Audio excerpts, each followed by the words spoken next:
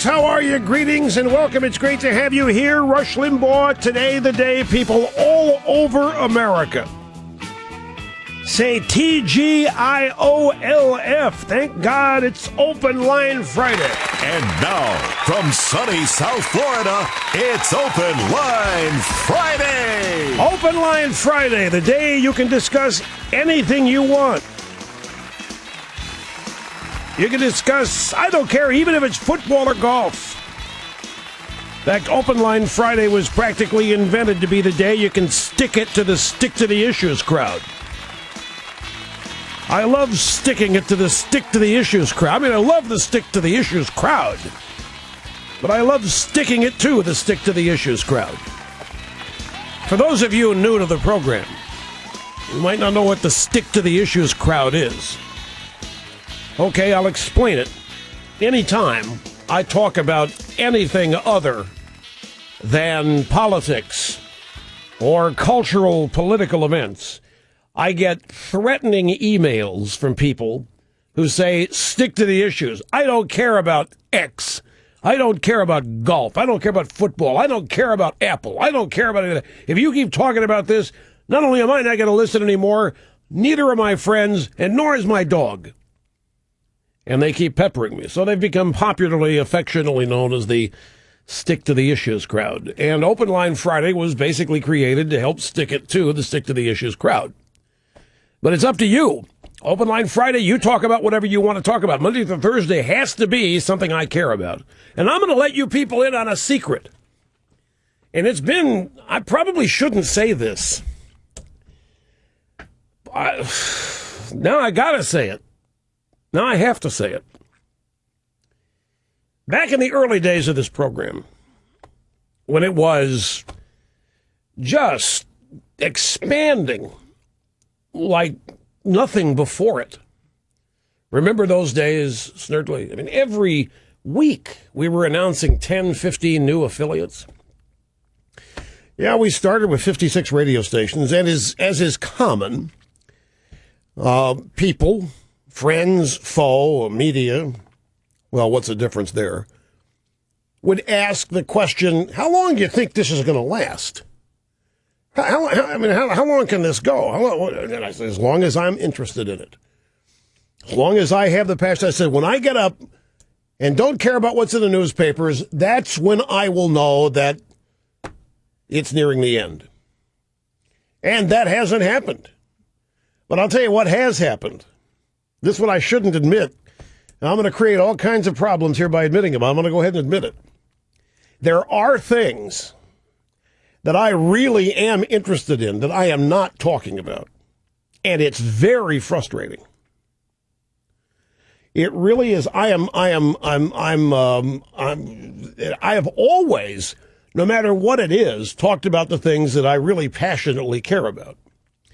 And I have been, there have been, this is recent too. This is within, I guess, the last 6 months. That I have, maybe the stick to the issues crowd is getting to me. Maybe it is, because there are things that I really care about that I'm shelving, that I'm not talking about because I think nobody else is going to care about, or that and the reason is they have nothing to do with the country. Well, I can always relate it to what's going on in the country. They have nothing to do with political issues per se. They have nothing to do with the political campaign. They have nothing to do with anything to do with any of that. And I figure people really care about that stuff. The country is at a crossroads. We are at a fork in the road. We are at the precipice. And I've just decided, I'll shelve and put aside some of the stuff that really fascinates and interests me, and I'll just keep talking about the fate of the country, because I'm figuring I've always used my instincts, and I've always been guided by my empathy. And I have, because of the seriousness, because of the grave consequences, the future of this country, I have stayed focused on matters relating to that, because I have assumed using my instincts and empathy, that's what people are primarily concerned about and interested in each and every day. So I have shelved, and folks, I must tell you, it's been very hard. I'm look at it exactly that way. I'm holding back as a public service.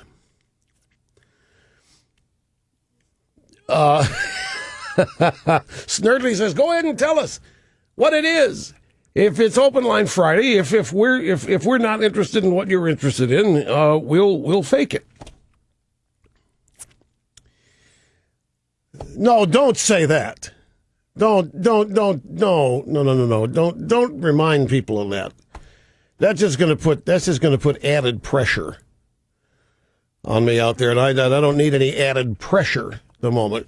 Call it courageous restraint, folks. But I must tell you, it's the first time in 23 years that I've done this. It's the first time in 23 years that I have set aside some things I really care about, I'm interested in, passionate about,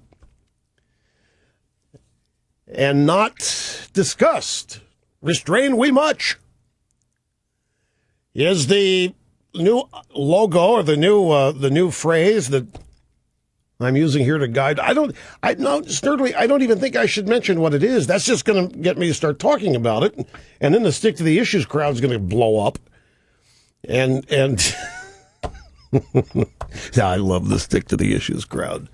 The stick to the issues crowd, basically three people who write emails in such a way as to make it look like they represent hundreds of thousands of people. So anyway, here are the rules. Open Line Friday, whatever you wish to discuss. Doesn't matter. Fine and dead. That's the purpose of Open Line Friday. Monday through Thursday, we only talk about things I care about. Oh, I should add, folks, I have been, in all candor, in a professional sense, I have been agonizing over it because I've been talking about things I really don't care about. And I have been worried, particularly for the past month, that I'm boring everybody silly. I've always known, and I've always believed that passion is the magnet. You talk about something that you're passionate about, it is magnetic. It is what locks people in. I've been talking about things I really couldn't care less about, the things that have been boring me, but I have been too, because that is what I have judged has been the desire of you people in the audience to have discussed or to be part of a discussion when you call or what have you. So I'm asking myself in my private moments, when Catherine's gone to bed, when the dogs are still peeing on the floor in the kitchen and I have to go clean up, I'm asking myself, have I reached a career crossroads here? This is a new experience for me. Well, it is. I mean, I've really been agonizing over this in a career sense, and I have been dealing with it as best that I can. So I just wanted to share all this. I figure Open Line Friday. One thing I don't care about. One thing I don't care about. Well, I'd have to go to the stack here. I got some stuff in the stack I really don't care about. I just put it in here because I figured I have a duty to discuss it. I don't know. I'll tell you, as I go through the stack, as I do the program, I'll start out by saying, folks, I really don't care about this, but here goes. Would that suffice you? But I'm not going to tell you the things I do care about that I'm not talking about, but that would defeat the whole purpose. Because if I tell you about the things that I do care about that I'm not talking about, then I'm talking about the things that I do care about, violating the own rule, because I'm assuming you don't want to hear it. That's the assumption that I'm making. Well, it could be a wrong assumption. It's the assumption that I'm making. And we'll see. In the meantime, let's take a brief time out here. We'll come back. We'll get started with all of the program today. Starting off with, remember, well, in fact, let's just do this now. Grab audio soundbite number 2. Let's go back Wednesday, just 2 days ago. Just 2 days. It's stuff like this that makes, okay, maybe I haven't lost it, because that's what I've really been worrying about. Have I lost it?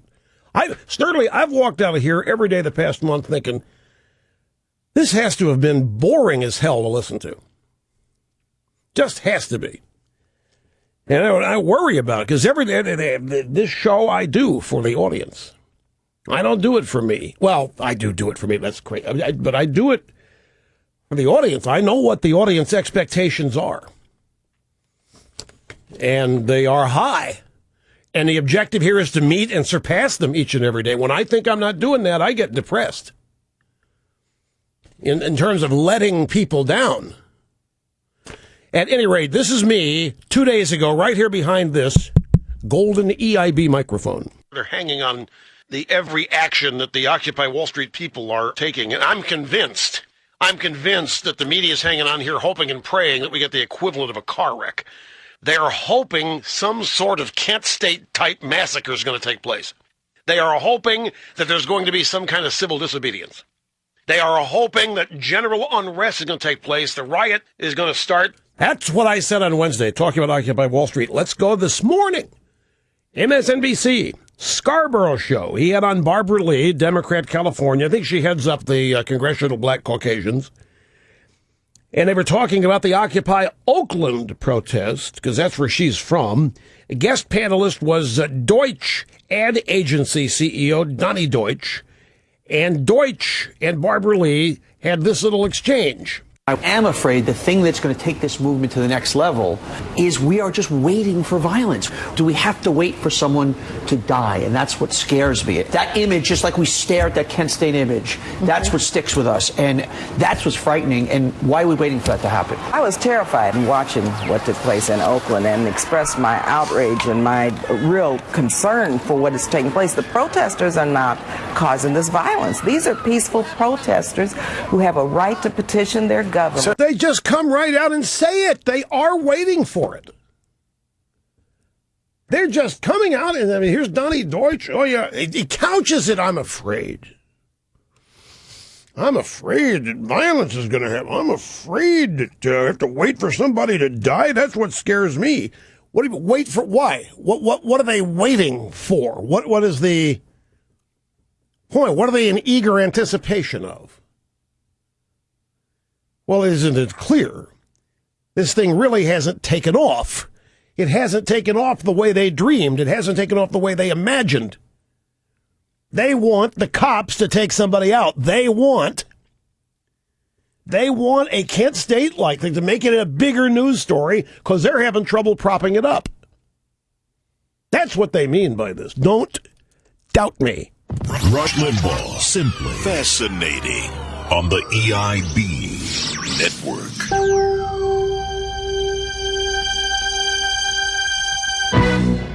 What college do you dream of sending your kids to? Yale, Harvard, Princeton. Forget it.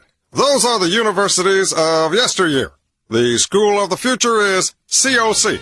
Community Organizer College. I'm a graduate, and I just took control of General Motors. And now I'm thinking of taking over Chrysler, too. Maybe. Or selling it to an Italian bicycle company, I think. Want your kids to run a giant company or even an entire industry like healthcare, banking, or insurance? Enroll him or her at COC, Community Organizer College. Do you want your darlings to have trillions of dollars of money to spread around? Apply to Community Organizer College. Our teachings are based on a major breakthrough in education. It's not what you know. It's what people think you know. At COC, Community Organizer College, we don't waste time teaching English, history, math, science, or business management. We teach cool. We teach pompous. We teach teleprompter, doublespeak, seducing the media. Community Organizer College. Where your kids can learn to run a company or a country. Who knows? Maybe the entire planet. Community Organizer College. Capacity is limited. Better act now. For an application, dial 1-800-ACORN-COC. It's not what you know. It's what people think you know. And now, Andy Griffith for Obamacare. 1965. A lot of good things came out that year, like Medicare. And now we got us Obamacare. And this year, just like always, you're going to have your guaranteed benefits right up until the time you get sick. So all you old angry white folks out there joining the tea parties and protesting and all, just calm down and be a good cracker. Good cracker. Tell them the new rules, Barney. Well, you see, it's like this. Here in Washington, everybody has to play by the rules. And we've developed a rule book just for you there at home.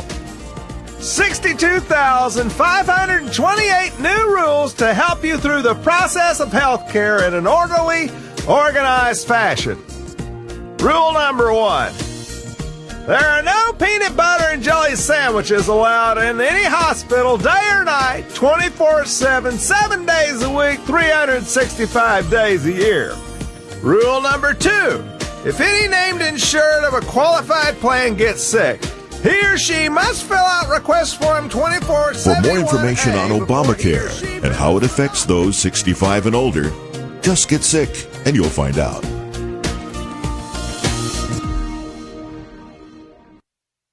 Capitol Records presents the newest Southerner around, Howard Dean singing Songs of the Southland. Zippity-doo-dah, zippity-ay. I know your necks are red, but to me, you're okay. Howard Dean lifting his voice in praise of the South. I got those trucks with the flag decals singing Polly Wally Doodle all the day. Reaching out to the sons of the Confederacy. Oh, I really can't stand the land of cotton. They're too patriotic and the food is rotten. Vote for me, vote for me, vote for me, Dixieland. Howard Dean doing his best to come off as a true son of the South. I'm proud to be a metrosexual from Montpelier. Unforgettable renditions of Southern classics. Oh, the redneck cracker sings his song, doo-dah, doo-dah, and for the votes I'll play along all the doo-dah day. Howard Dean Songs of the Southland. Available on 8-track at truck stops, flea markets, and other fine retailers everywhere.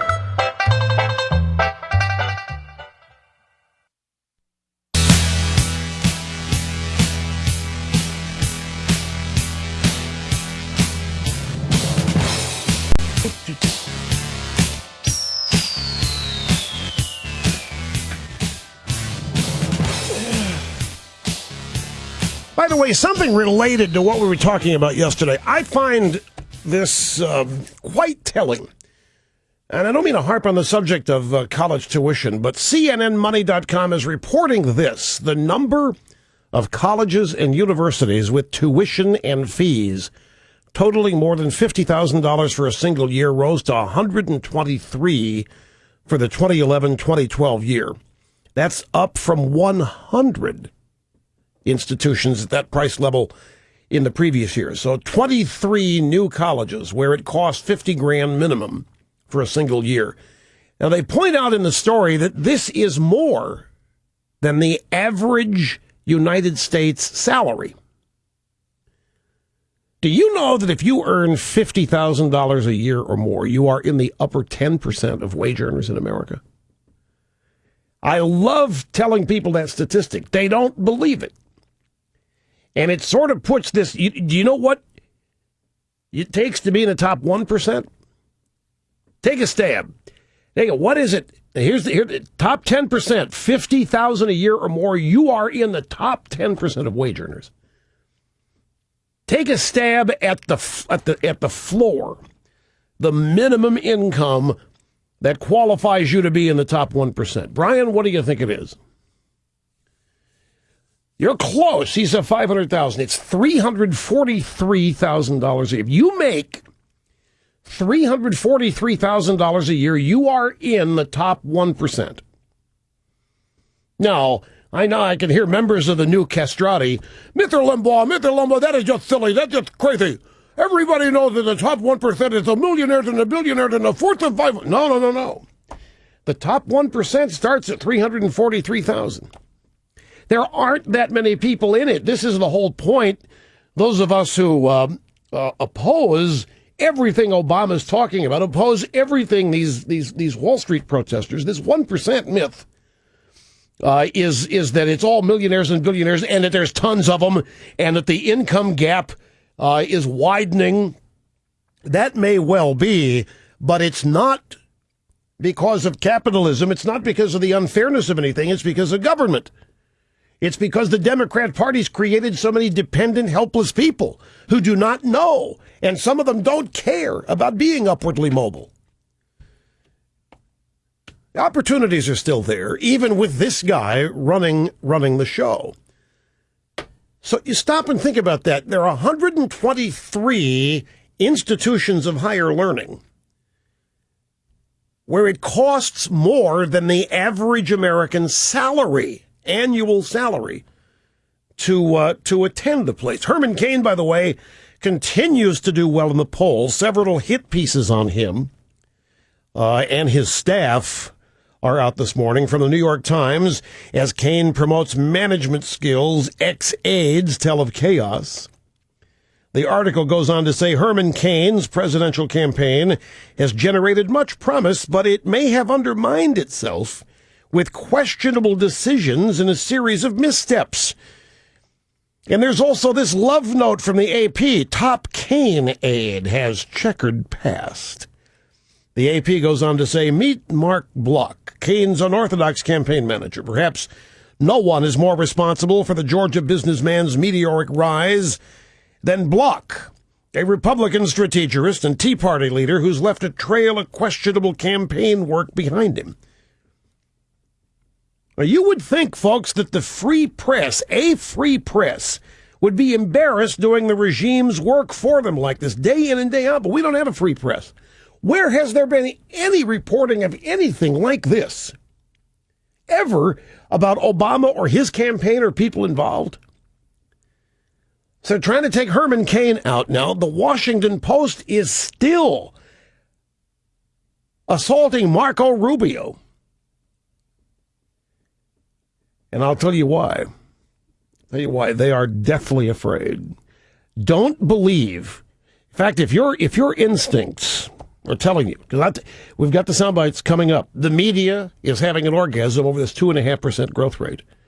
The economy's back. All right. In fact, here, grab soundbite 4. This is Stephanopoulos. This is last night. ABC's World News tonight. All day today, they were hard to miss, perhaps because we hope for them so much. Signs of life in our economy. Starting with the stock market on a tear, up 340 points today. October is now on track to be the single best month in 25 years. 25 years. We learned today that the American economy grew faster than expected over the summer. Not roaring yet, but a growth spurt that has tamped down fears of a second recession. Oh, yeah, 2.5%. They're excited as hell. That means it's okay for Obama. It means nothing of the sort. Obama's not trending upward. Don't believe anybody who tells you he is. But do believe this. Stock market, 340 points. Stock market is way ahead. People with skin in the game are way ahead. The stock market is already reacting to the very real possibility Obama will not win a second term. That's why the market is up, and we will be back. Don't go away.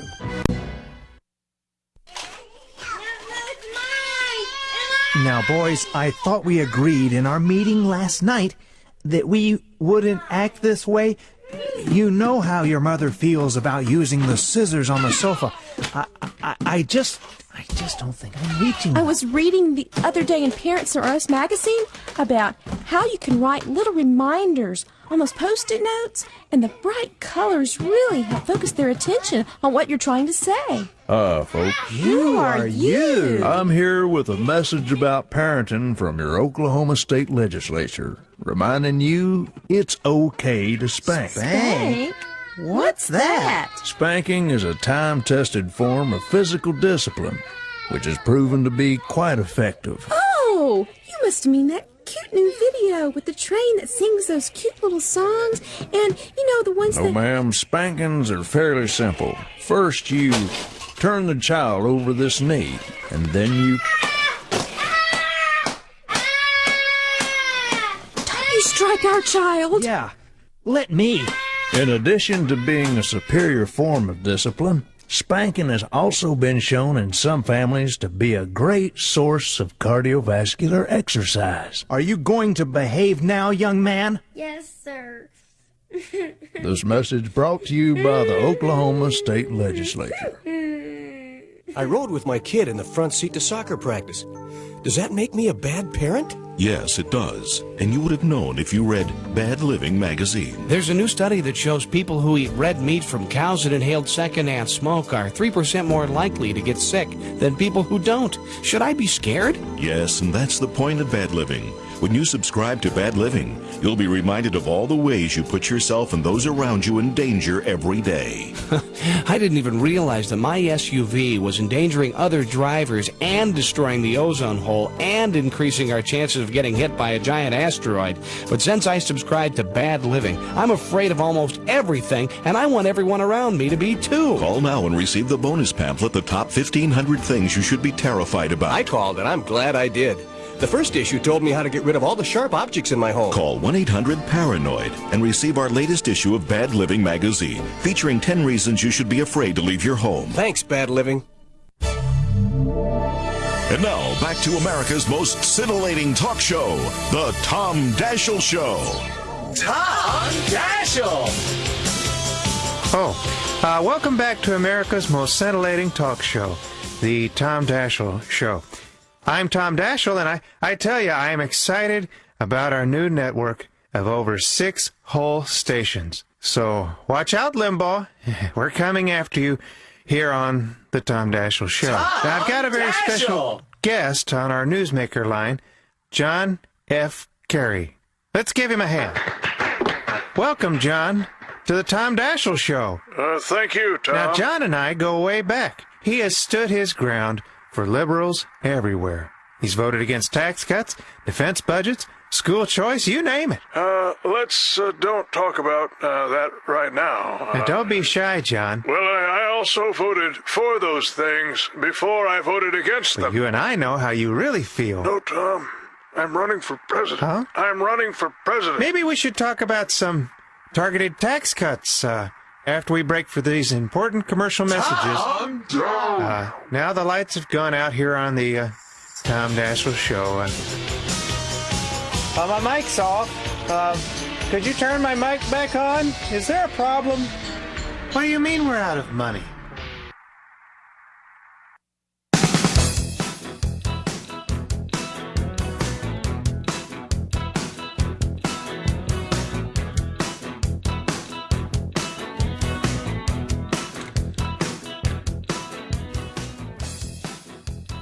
And we're back. El Rushmore serving humanity. It's Open Line Friday. James Pethokoukis. We cite James Pethokoukis often. Last I knew, he was blogging and posting at Reuters. And he's been at a number of other places. Now, the drive-bys, and you just heard Stephanopoulos barely able to contain himself in his underwear. Going on and on and on. Oh, the economy. Oh, my God, 340 points. Wall Street. Wow. Best month in 25 years. 25 years, Stephanopoulos said. Hopping up and down in his little anchor chair. And we learned today the American economy grew faster than expected over the summer. James Pethokoukis, the Obama boom.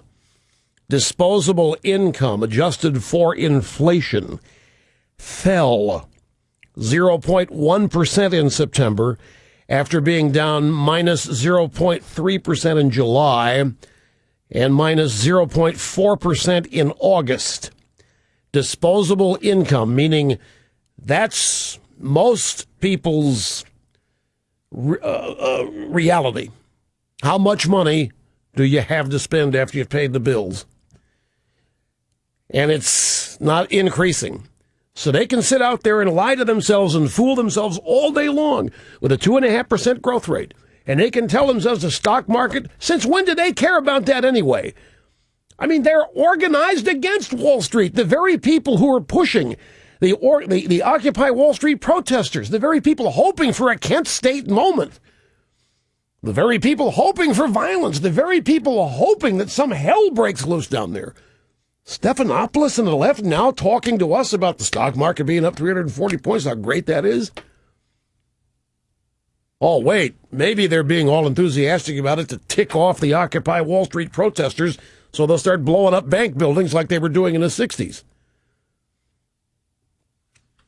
But I talked to some people whose life is the market, and there's a wouldn't call it conventional wisdom, but there's a popular opinion that the market is actually reacting to long-term view that Obama is not going to be reelected, and that the Democrats are going to lose the Senate. I think both those things are entirely possible. I absolutely do. I'll take it. I wish for a stronger conservative leadership on Capitol Hill. But regardless, folks, you're going to have a really tough backbone from now on the next 12 months, 13 months, because any news like what we had, this 2.5% growth rate, we're back. I'm going to tell you what it's going to be. See, it was worse than we knew when Obama was inaugurated, and it's taking longer for his policies to work than anybody knew. And they're finally starting to work. Look at it all now. Stock market going through the roof. GDP up 2.5%. It took longer than any of us knew, but we can't afford to start changing horses now. We can't change horses in the middle stream. And the pressure is going, and you're going to see Obama approval numbers start inching up, and you might see unemployment come down. I'm still waiting for the government to report a below 9% unemployment figure. And if that happens, and even if the below 9% number is 8.9%, forget the 0.9. It'll be the 8 that they focus on. They can't wait for it. They're setting it up. But they are all lying to themselves. Or better stated, they are fooling themselves. Here's another example. Last night, ABC's World News Tonight. They have a reporter there, a correspondent by the name of Dan Harris. Here is a portion of his report about the economy. The American economy grew at a 2.5% rate from July to September. Before today, the American economy was on an unsettling roller coaster ride. But today, the roller coaster appeared to be heading back uphill. So we're not going to solve the massive unemployment problem right now, but we are heading in the right direction. We are absolutely heading in the right direction. So why are economists optimistic about jobs? Because as consumer spending picks up, companies have to hire more people to meet that demand, and that creates a virtuous cycle of more employment and more spending and more employment and more spending. They say we could be back at normal levels of unemployment in 3 to 4 years. Really? You see how this is now starting to manifest itself?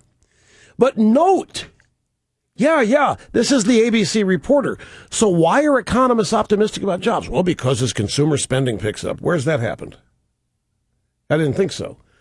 As consumer spending picks up, companies have to hire more people to meet that demand, and that creates a virtuous cycle. More employment and more spending and more employment and more. You mean this all happens in the private sector? You mean this is not happening because of stimulus? This is not happening because of Obamonomics? This is happening because of what's going on in the private sector? Does this guy realize how he's just screwed up royally?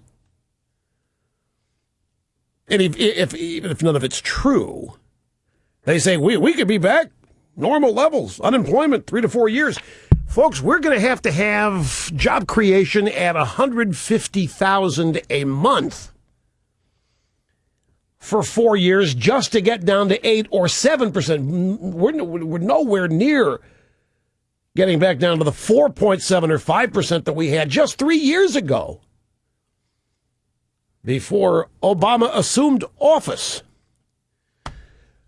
That's a good point. How many times is this now that we've turned the corner? How many times is this that we're finally back from the brink? About 20 times. Cliff in Castleton, North Dakota. We'll start with you on Open Line Friday today, sir. Hello. Hey, Russ. I called because I think you and the pals in the right-wing media are really giving Occupy Wall Street a bad name. I mean, a bad rap. You're not being fair. They keep being cast as violent. And, I got to tell you, I haven't seen a single gun at those rallies. And at the Tea Party rallies, I saw people carrying guns at anti-healthcare things. These guys didn't go out. Oh, come on. I don't have the patience for this. I really don't. I don't have the... There wasn't a one gun fired at a Tea Party rally. There hasn't been any violence at a Tea Party rally. We did have a guy beat up or whatever out in Oakland. There is violence. I'm not hoping for violence, and I'm not talking about it. I didn't even mention the Oakland Violent Act until you just called here and mentioned this. You people so jealous of the Tea Party. That's the only thing about this that amuses me. There's a New York Post editorial today about violence. They Occupy Wall Street now. I haven't read it yet. I've got to go get it somewhere. But it's there is literally no comparison. In fact, Richmond, Virginia, a Virginia Tea Party group is demanding a refund of about $8,000 from the city of Richmond, claiming it was unfairly charged for rallies, while the Occupy protesters have used the same space for several weeks for free. The political organization sending the city an invoice for charges incurred for 3 rallies held in Kanawha Plaza over the past 3 years. The Occupy protesters have been camped in that plaza since October 15th. The Tea Partiers play by the rules. They don't make any messes. They clean up whatever messes. Tea Party people carrying guns around. I'm sorry, I haven't the patience for this. Try it somewhere else. We'll be back. Don't go away. The Rush Limbaugh radio program will continue. Rush Limbaugh annoying the left coast to coast on the EIB network.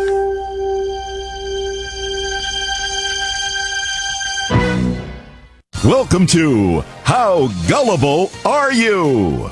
Now, with today's questions, here's your genial host, Rush Limbaugh. Did you believe Bill Clinton when he said, "I did not have sex with that woman, not a single time, ever. I never asked anybody to lie"? Did you believe Bill Clinton? Did you believe Bob Torricelli when he denied all the things he had to leave the Senate for? Did you believe David Axelrod when he said Obama and Blagojevich discussed his Senate replacement? Did you believe Obama's Axelrod when he said he misspoke about Obama and Blagojevich having that discussion? Did you believe Jesse Jackson Jr. when he said he met with Blagojevich for 90 minutes and pay to play never came up? When Obama said things will get better, did he mean it? Or did he misspeak? Now, let's see how you scored with How Gullible Are You? If you answered yes to all 5, you are a liberal for life, or you are a drive-by journalist. If you answered yes to 2 or 3 of these questions, you are a moderate.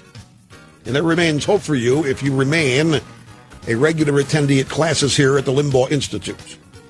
If you answered no to all 5, you are grounded in reality and are thus cursed, because you will be forever hounded, frustrated, and driven to near insanity by the gullible who did pass this test. Join us next time for How Gullible Are You? This has been an EIB production. Want to lead an environmentally friendly lifestyle, but your SUV and powerboat get in the way? Introducing the EIB Carbon Credit Card. With the EIB Carbon Credit Card, for every $1 you spend on yourself, an equal amount is spent on holistic carbon set-off projects, like planting trees along the border with Mexico, to reforest the Southwest, and create an impassable barrier. We're lost, amigos. Let's go home. You can be part of creating kelp farms in the ocean, teaching dolphins to feed penguins, harnessing the rays of the sun to power a windmill. And best of all, the EIB Carbon Credit Card isn't just for people like you. It's also great for governments, too. Go ahead. Buy a half-decaf cafe latte and comfort a whale. Buy a sweater and send life-saving ice to a polar bear cub. Or send up the space shuttle and reforest New Mexico. You can save the Earth with the new EIB Carbon Credit Card. Do you suffer from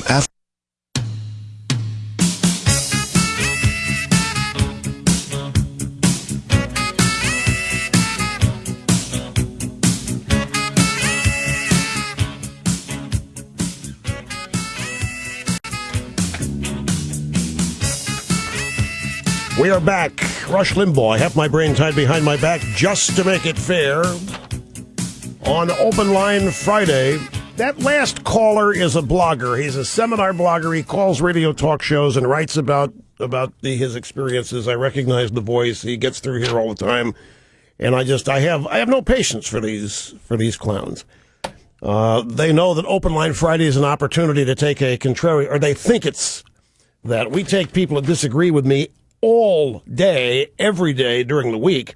Friday is when they seek their best opportunity to get through, but they're absurd. They're ridiculous. Make these outrageous claims, then get a reaction posted on their blogs. Anyway, here's Chuck Todd, Chuck Todd, on the Daily Rundown today on MSNBC on, wait a minute. Oh, he had a guest from CNBC on, Andrew Ross Sorkin.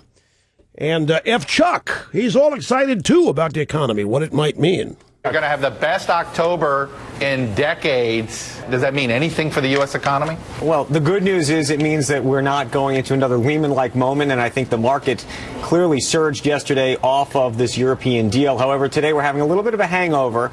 Markets opening up, it's almost flat, a little down, and that's really a function of the fact that people are now digesting what's happened in Europe, and they're saying there might be some questions about how this deal all gets done. So I think we're not out of the woods yet. Damn it! Chuck unhappy, not out of the woods yet. His question: you're going to have the best October in decades. Does that mean anything for the U.S. economy? No, Chuck. They're all focusing on that stock market being up 340 points. And remember, this is the same bunch that wants all these Wall Street people in jail. Stock market goes up 340 points. Who do you think benefits? They're not thinking so much shareholders. They're thinking the traders. They're thinking the bankers. And they're all excited. They're so excited. They're so desirous. The economy popped back so it can make Obama look good that they'll shelve for a moment the very idea that they are ticked off, that it's the Wall Street people that are benefiting. I mentioned a New York Post column. It's written by a guy named Ed Mullins. Ed Mullins is president of the 1,200-member New York City Sergeants Benevolent Association. He is not a union guy. As the president of the New York City Sergeants Benevolent Association, I understand and respect the concepts of free speech and assembly. Contrary to what many people believe, the Occupy Wall Street protesters have been given a wide berth over the last few weeks, which has enabled them to take their movement on the road to other cities. What's gone mostly unreported is the number of uniformed NYPD members who have been injured while trying to maintain order at these demonstrations. To date, at least 20 officers have been hurt during flare-ups with protesters whose actions are becoming increasingly hostile and aggressive. And this has never been reported at a Tea Party event. It's never happened at a Tea Party event. The cops don't get attacked at Tea Party events.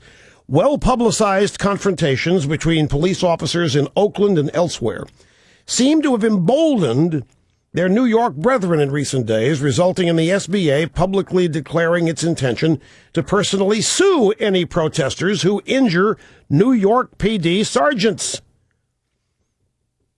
So, the New York PD sergeant, not a union group, is pledging lawsuits against the protesters over their injuries. What started out as a protest against corporate greed has turned into police bashing of the highest order, which is being done both literally and figuratively. NYPD officers have been working around the clock to maintain peace. The last thing any of us want is to be in the line of fire, but we take seriously our oath to uphold the law. We're trained to be tolerant of verbal assaults, but we are not expected to engage in street fights with professional agitators or stand idly by as we're pelted with bottles, rocks, or other debris. For that reason, I ordered our attorneys to prepare to personally sue any protester responsible for injuring an NYPD sergeant. I fully appreciate the rights of Americans to protest what they perceive to be inequities, but they have no right to disrupt the lives of the residents, workers, and business people in Lower Manhattan. The brunt of the scorn they feel for corporate America is instead being felt by ordinary people who want to go about their lives in relative peace. So, story goes on. Last line is this: I assure anybody who dares to attack an NYPD sergeant, that the long arm of the law will extend far beyond the criminal justice system, as we will do whatever it takes in seeking civil redress. Now, you phony baloney, plastic banana, good time rock and roller leftists, you can sit out there in your dreamland all day long, but there was never, ever anything like this written about Tea Party protests or protesters. And it illustrates an indefensible intellectual position to have to try to draw such an analogy. Try it somewhere else. You're not going to get away with it here. Police in Queens have arrested a 15-year-old suspect, accusing him of raping, stick with me on this now, 2 women, a 15-year-old in Queens, arrested, accused of trying to rape 2 women. He's been charged with assault, attempted rape, and other crimes, could face up to 8 years. Police say the 2 attacks are part of a larger pattern of assaults that began in September, a key point that I will return to in mere moments. In Fayetteville, North Carolina, another 15-year-old student facing charges of attempted first-degree murder and assault with a deadly weapon. An 18-year-old suspect is also being held.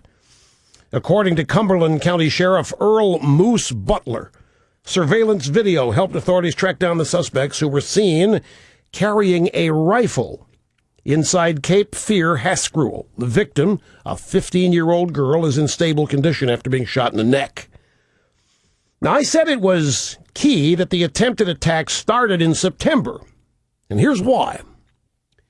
In early September, Obama appeared before a joint session of Congress, demanding that they pass his so-called jobs bill immediately. Congress read it. They realized it was a tax bill, not a jobs bill, and they gave it a thumbs down. Since then, the Vice President of the United States, Joe Biden, has been running around the country warning that murder and rape would increase if Republicans did not pass the president's jobs bill.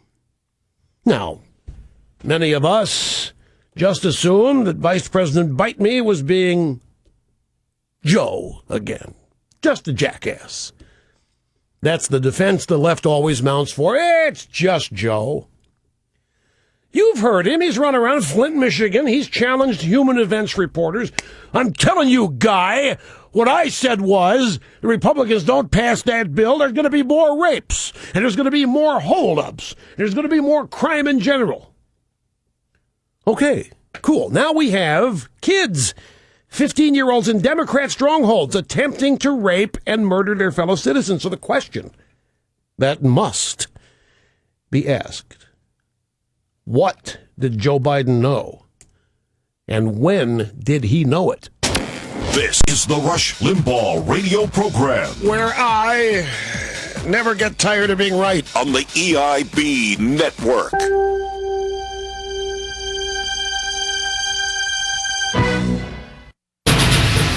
8 years after going to work for then-Governor George W. Bush, 6 years after he started working at the White House, and 2 years after being out of work with no prospect of employment, Scott McClellan now says he felt compelled to speak out for the first time in his new book, Whatever Happened to Scott McClellan. I just remembered that things were really bad at the White House, and I think speaking out can make a difference. This red-hot blockbuster is full of secret personal insights from Scott, like we need to move beyond the bitter partisanship of Washington politics and just roll over. Find out what was really going on with Karl Rove and Scooter Libby. I was kept out of the loop by Karl and Scooter, who went behind closed doors to laugh at me behind my back. Discover who was really behind the CIA leak. Richard Armitage?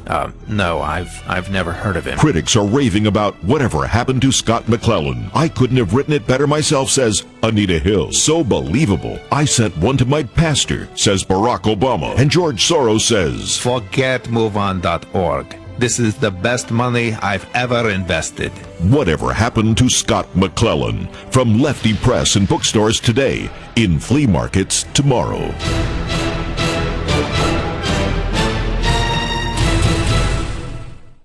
New from Capitol Records, Fritz Hollings. There's corruption everywhere out there. And James Carville. That's right. Corruption at the highest level.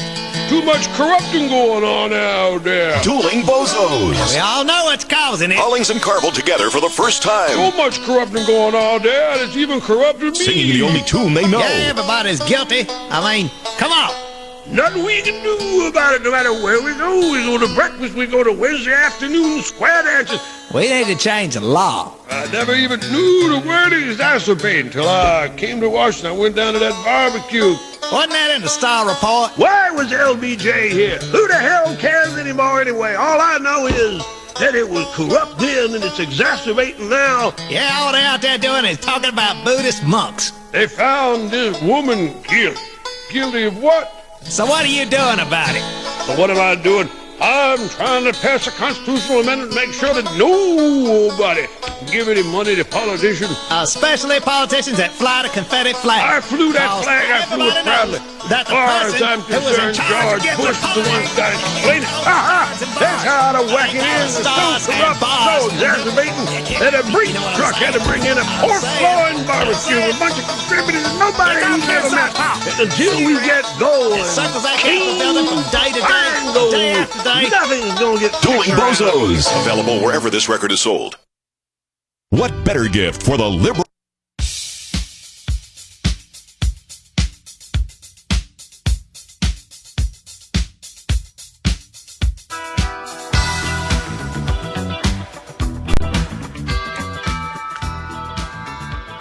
According to thehill.com and a poll in the Kaiser Family Foundation, from the Kaiser Family Foundation, healthcare law's popularity hits a new low. This is on the heels of a story yesterday from the Washington Times, which said that support for repealing it had dimmed. It's all so confusing. That's why I'm here. Don't sweat it, folks. We'll sort it all out. Make it make sense for you. We'll continue Open Line Friday right after this.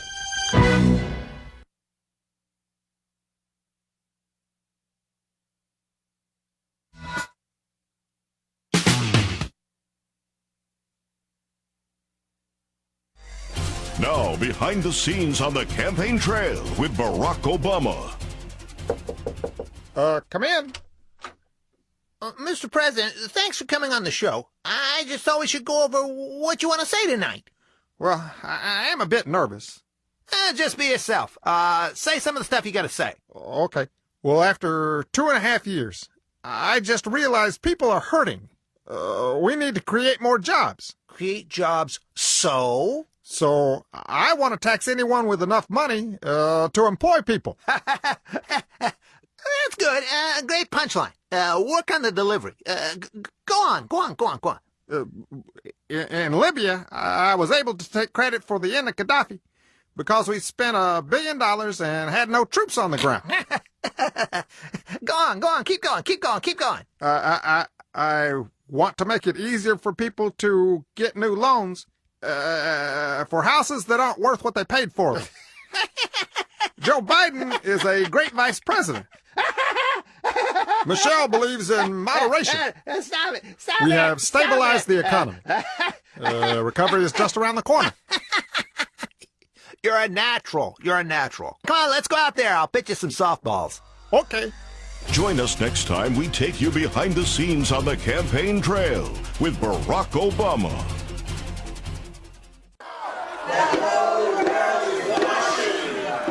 We now take you behind the scenes at the Occupy Wall Street protest. Their greed has got to stop. Their greed has to stop. And they should hand over everything to us. They should hand over everything to us. Because we want it. Because we want it. Look, it's George Soros. Look, it's George Soros. He's the reason we are all here today. He's the Thank you. I am just going in to... And he's going to lead us into the heart of Wall Street to tear it down. He's going to lead us into... No. I am just going in to make a couple of trades, but I'll have to do it on my own. You people stand guard and make sure I come out alive. Man, you're so brave. Hey, since you're trading and stuff, can you trade this hemp basket I made for some toilet paper? It's been 3 weeks, and I really miss, I'll see what I can do. Thanks, man. Join us next time we take you behind the scenes at the Occupy Wall Street protest. They came into office with no clue, no experience, and one purpose: to grab a sixth of the U.S. economy, no matter what. Barack Obama, Harry Reid, and Nancy Pelosi are the defiant ones. Nancy, I don't care if only 25% of the American people want this bill. Oh, you were talking about the House members. That's different. I'll send over my secret weapon. Ron, go over to the House gym without a towel. Are you trying to impress them? No, scare them to death. Stay away! Stay away! Don't pop me with the towel! They ignored the economy, national defense, and the American people to get what they want. Who wants a job when you can have free health care? Even lying to other Democrats to push it over the top. Oh, sure. We'll fix it in the Senate right after you vote. They don't want an Oscar. Just give them what they want. Barack Obama, Harry Reid, and Nancy Pelosi are the defiant ones. Now, a message of fairness from President Barack Obama. To move our nation forward, we have often used affirmative action to right the wrongs of past discrimination. Now is the time to complete our nation's journey by ending discrimination of the ugly. Studies show that the ugly are likely to earn 10 to 15% less than their counterparts at work. And the aesthetically challenged are shut out from some occupations entirely, like lingerie models. I'm sorry, I'd love to hire you, but we don't have anything in your size. Ever. Barack, did you hear this man? Yes, dear. Movie stars. What does Ben Affleck got that I don't have? Well, changing the law may even bring some social benefits beyond the workplace. Mr. Flint, Miss Pelosi is here for the December issue cover shoot. Oh, close it down. I quit. For more information on how you may qualify for Uglo American Affirmative Action, contact your representative or the nearest mirror. Discrimination. It's an ugly thing. Now, an official announcement by our dear leader Barack Hussein Obama. Every day, people all across America are spreading vicious stories and taking my name in vain. To get reelected, we must fight against the truth that blocks our way. That's why I created AttackWatch.com, a website devoted to shutting down the free expression of all subversive, counter-revolutionary ideas. A place where you can report those who spread rumors, nasty emails, and public utterances attacking me. If you love me, you'll turn in anyone engaged in these types of activity. Friends, family, associates, children, anyone. If you're tired of hearing how President Obama single-handedly screwed up the economy, hijacked healthcare, mishandled foreign policy... That's enough! Drop the ball! I'm turning you in! Wanted old people to take a pill and fly! AttackWatch.com. We're watching you.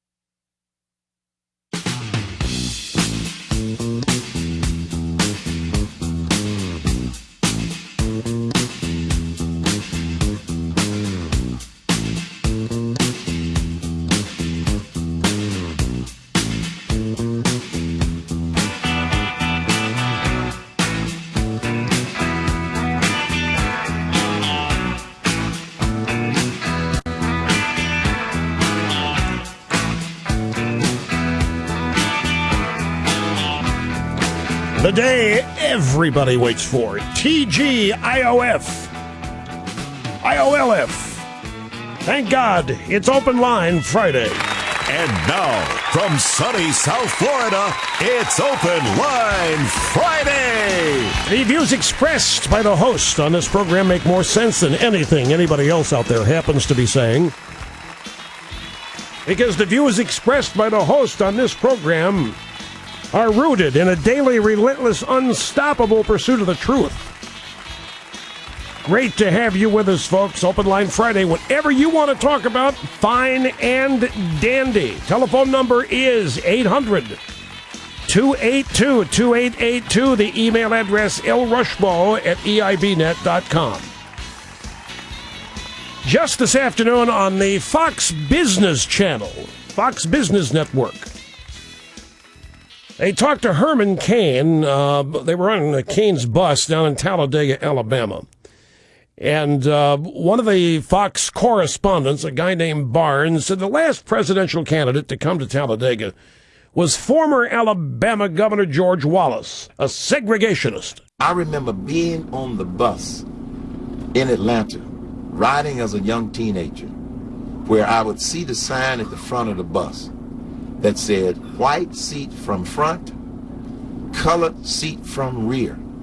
And I had to sit in the back of the bus because of the greatness of America and the fact that we have this ability to change. That's one of the things that has made us great. And today, I don't have to sit in the back of the bus. I own the bus, and my picture's on the outside. That's the greatness of America. And I'm running for president of the United States of America. Does it get any better than that? Herman Cain, who admits that he was around when everybody was down for the struggle. He remembers having to go to the back of the bus. Now he owns the bus. And this kind of optimism is why Herman Cain's not fading away. He's the latest non-Romney. There have been many non-Romneys, and they have popped up.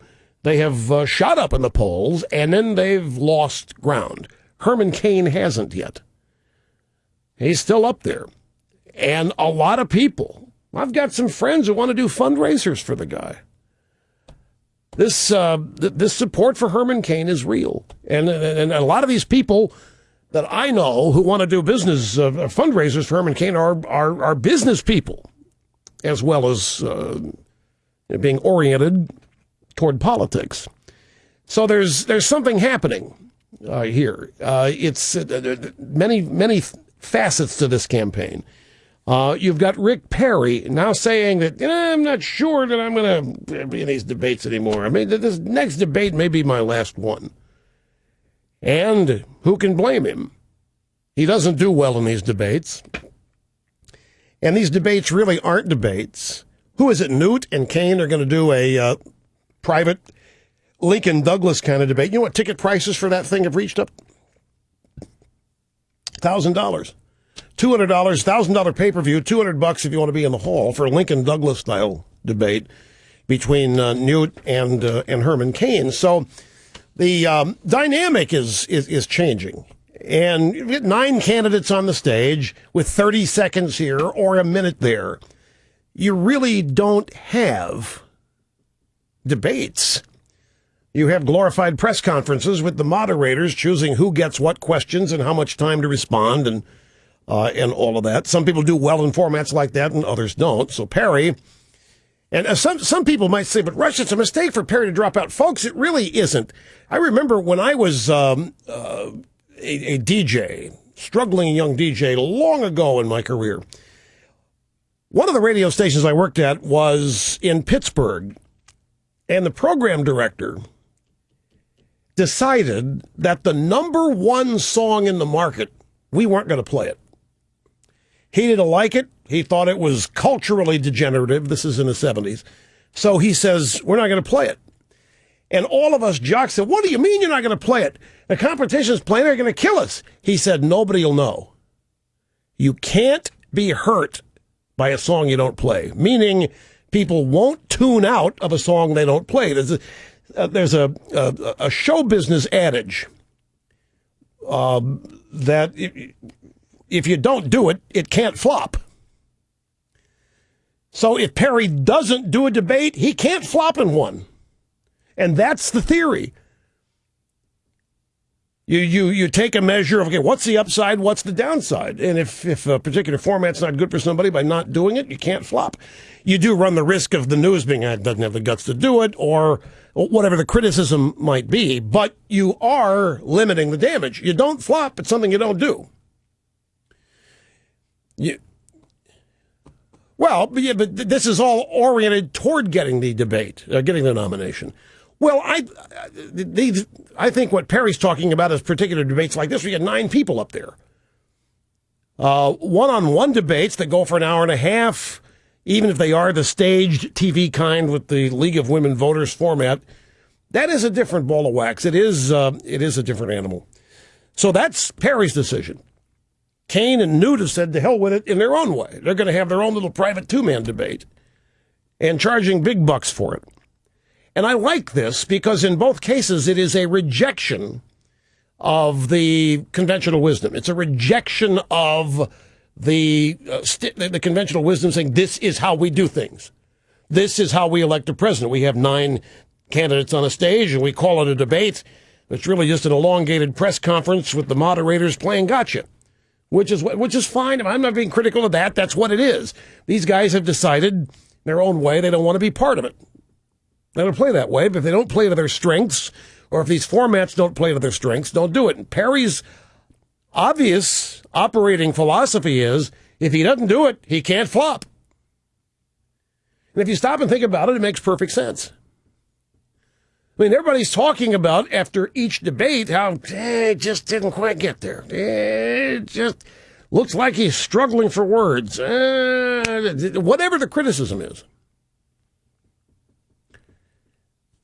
And there's also part and parcel of the theory is that debates are by no means the only thing that contribute to somebody's winning an election or a primary. And they aren't. In fact, they may rank pretty low. They can do more damage than they can do good. This is the bottom line. You can ace debate after debate after debate. It is said that Romney does. But look, 70% of Republicans still say, after Romney's acing all these debates, that they'd prefer somebody else. And the non-Romney flavor of the moment happens to be Herman Cain, who, by the way, interestingly, Obama wants to move back to the back of the bus. I mean, that's an obvious conclusion one could draw. Yeah, the phrase is, what's cut won't flop. And it's true, you're editing a television show or a movie, and you're putting the final product together, and you cut something out. Well, we're going to cut that because that can't flop. It's actually what this stems from. If you read any of the philosophy of the great artists, almost all of them will tell you that what makes great art is what they take out of it, not what is added to it. Whether they're trying to be complex or simplistic, it's still what they take out. And it has also the root, brevity is the soul of wit, all of this stuff, all of these different philosophies are tied together. And they basically say, play to your strengths and avoid, as best you can, your weaknesses. And that's what people here are deciding to do, rather than to continue to butt their heads against a wall that is immovable.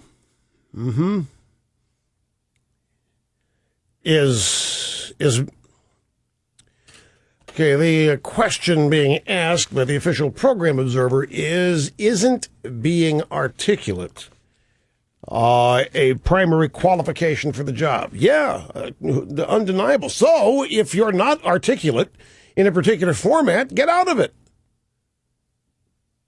So how can you be hurt if you're not articulate, if you don't go anywhere where you are unarticulate or inarticulate? That's the theory. Now, the other side of it is the news is out that Perry is leaving the debates. And of course, what will be the public relations aspect of that, and what will his opponents say? Oh, Rick Perry can't handle it. He's quitting. He can't handle the pressure, admitting he doesn't do whatever they say about it. Hey, it's the big leagues. I don't know how articulate Eisenhower was. You talk about, Eisenhower is thought of as a great president. He really is. But Eisenhower fits the mold of what I'm talking about. Eisenhower didn't do anything. Eisenhower comes out of World War II. What did he learn in World War II? Your enemies, you shoot them. Okay, so he's elected president. He figures out, somebody tells him, you can't shoot Congress. It's okay, fine. And he goes and plays golf. And he becomes a member at Augusta National, and he joins a couple clubs out in Palm Springs, and he's on the golf course all the time. And a few other places. But I mean, he's basically, he didn't do all that much. And he was considered a great, it was somewhat pre-TV, yeah, but at the same time, we were also in a post-war boom. And he didn't do anything. He didn't mess it up. Just let things go. Let things happen. Unlike the meddling that we've got every day from this bunch, who can't leave well enough alone. Open Line Friday. Your calls are coming up when we come back from this obscene profit timeout. Rush Limbaugh pointing the way on the EIB network.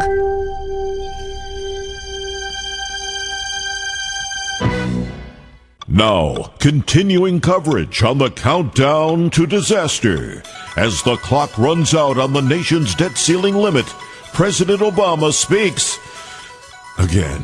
My fellow Americans, in just a few days, the United States government will run out of money, which is driving the Asian markets crazy. You cut spending, grow economy, pay back debt. See what I mean? Crazy.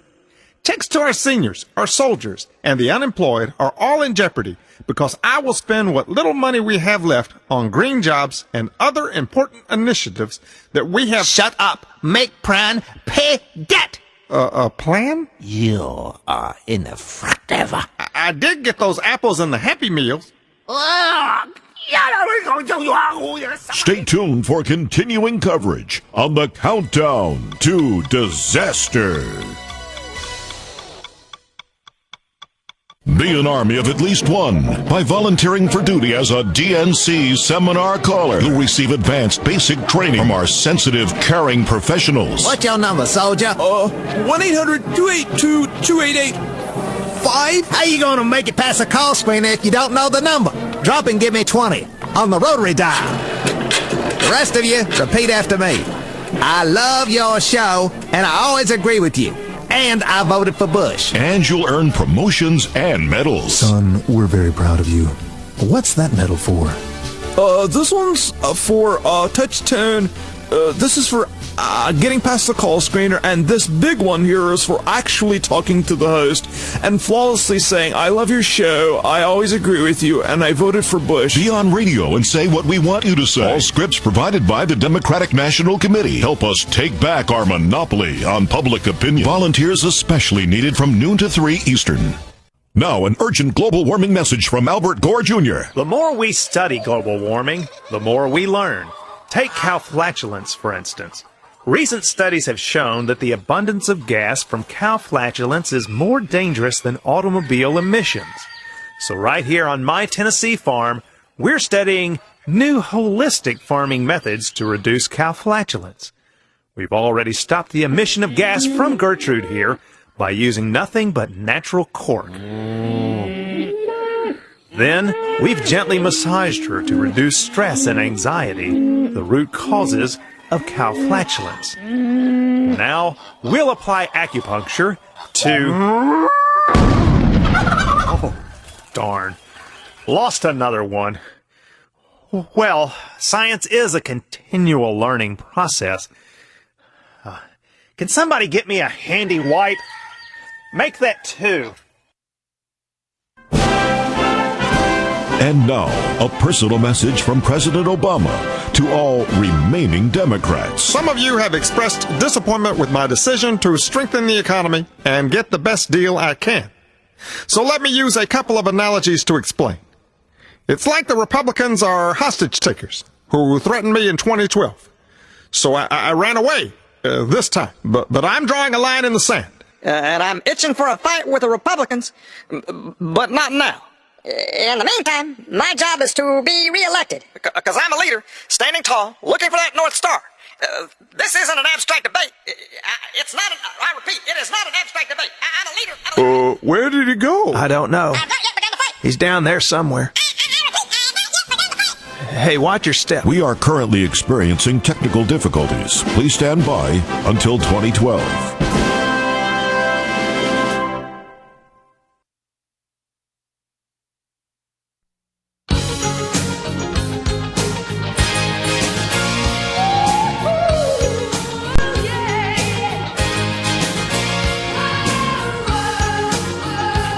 Reminder here before we go to the phone. Support for Obamacare has hit its lowest point since the law passed in March of 2010, according to a new monthly poll from the Kaiser Family Foundation.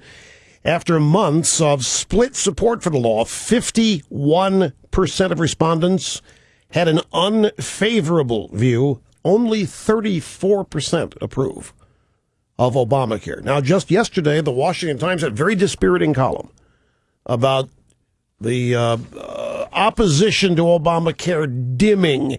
Now, that, to be fair, was opposition in Washington among elected Republicans, that they had done everything they could. They can't force it because they don't have the votes. They don't have a number of enough votes to override an Obama veto, and they sent their repeal bill up, and been there, done that.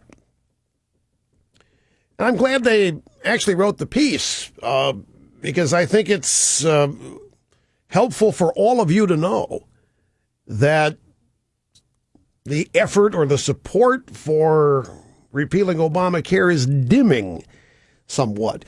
And remember now, two of the reasons. Well, you know, Rush, there's a couple things in Obamacare that we think our voters really like, keeping the kids on the policy till they're 26 and preconditions, pre-existing conditions. We think people. So there's a shall we say a lessening of intensity, but not among the voters. Do not believe that there is a falling off of intensity, either to get rid of Obama next election or to get rid of Obamacare. In fact, it's just the opposite. It's ratcheting up. People have had it. You don't see it covered in the media. Right now, you're looking at all this wonderful orgasmic news about the economy coming back, but don't doubt me. The numbers of people fed up with what's happening to this country and the intensity that they feel about it, increasing. All the polling data on passion to vote, Republicans cream the Democrats in that category. Now to the phones, as promised. Open line Friday, Highland, Indiana. Hello, Lee. Great to have you with us. Hi, Rush. I love you. Thank you very much. I appreciate that. Okay, when you said today that you didn't feel like you were quite on your game this last month, I suddenly realized that I don't think you have been either, but my theory is that something has to give, and when you are happy in your personal life and your wife needs you, I think you can either be the most fabulous husband, the most fabulous radio host, but sometimes you can't be both. Really? That's your take on this? It is, and I've been with you for 18 years. See, I told you, Sterling. She says, you said it, Lee. You said it. I have not been at the top of my game. You said it. You haven't. And I thought it was Okay, me. now wait a minute. What do you mean? I'm not arguing with you. When you say I haven't been at the top of my game, what do you mean? I'll tell you exactly. Okay, here's the example. I have Rush 24/7. Yep. So when I listen to you, I run my errands, and if I miss the first 30 minutes of hour two, I come home and I listen to it while I'm cooking dinner. And I have noticed that sometimes I don't do it. And I thought, well, I'm just busy. I want to see something else on TV or whatever. I used to never miss anything. I thought I was just kind of losing interest. And when you said that today, I thought, you know what? Maybe it is him. Maybe See, it is you were blaming yourself. Yes. You were blaming yourself for not listening to the program, and now you are eager to be able to blame me for it. But I'm not, because you know what? I love you so much. I am so happy you're happy. I don't like it. I mean, I love Mark Stein, or the host, but I don't always listen to the whole show when it's another host, but I want you to be a fabulous husband first. Oh, okay. Got it. Well, interesting thoughts. Do you consider, let me ask you this, Lee, before we wrap it up here. Do you consider yourself to have been at the top of your game on this call? No, because I'm so nervous. And you know what? I've listened for 18 years, and here I am calling about your personal life. How funny is that? Well, I wasn't talking about my personal life. You are assuming I was talking about my personal life. Exactly. No, that's my theory. I don't know if you think that. That's what I think, because I have listened to you for so many years, and I'm also married to a workaholic. And when I need something, when I demand my husband's time and attention, that's what he has to do, and that's what you have to do. Because I love you enough that I want your wife to be the most important thing in your life. Because she's going to be there past the radio show. Right. All right. Well, look, Lee, I appreciate this. This stuff fascinates me. Find out how people think, how they react to this, how they react to things that I say. Who's next? Andy on the highways of Ohio. Welcome to Open Line Friday. Great to have you here. Thank you, Rush. Good afternoon. I got a couple of quick comments about this economy and the unemployment. Of course, the economy is going to get better. Of course, the employment rate is going to go up because it's the fourth quarter. I mean, look at the fourth quarter. You've got Halloween, you have Thanksgiving, Christmas, and New Year's. It always goes up. It's kind of a cyclic thing every year. Wait until January, February, and let it roll around to where they dump all these jobs from the seasonals. And well, that's interesting. You're talking about temporary, seasonal jobs, correct, and hires. Yeah, but here's the thing. I like to have people prepared. Like to have your spine steeled, and that distinction is not going to be made by the state-controlled media. That's not even going to. That's not even going to be referenced. It's going to be the economy's back. It took longer than we thought, but Obama's policies are working. That's what's coming. It's not going to be true, but that's what's coming.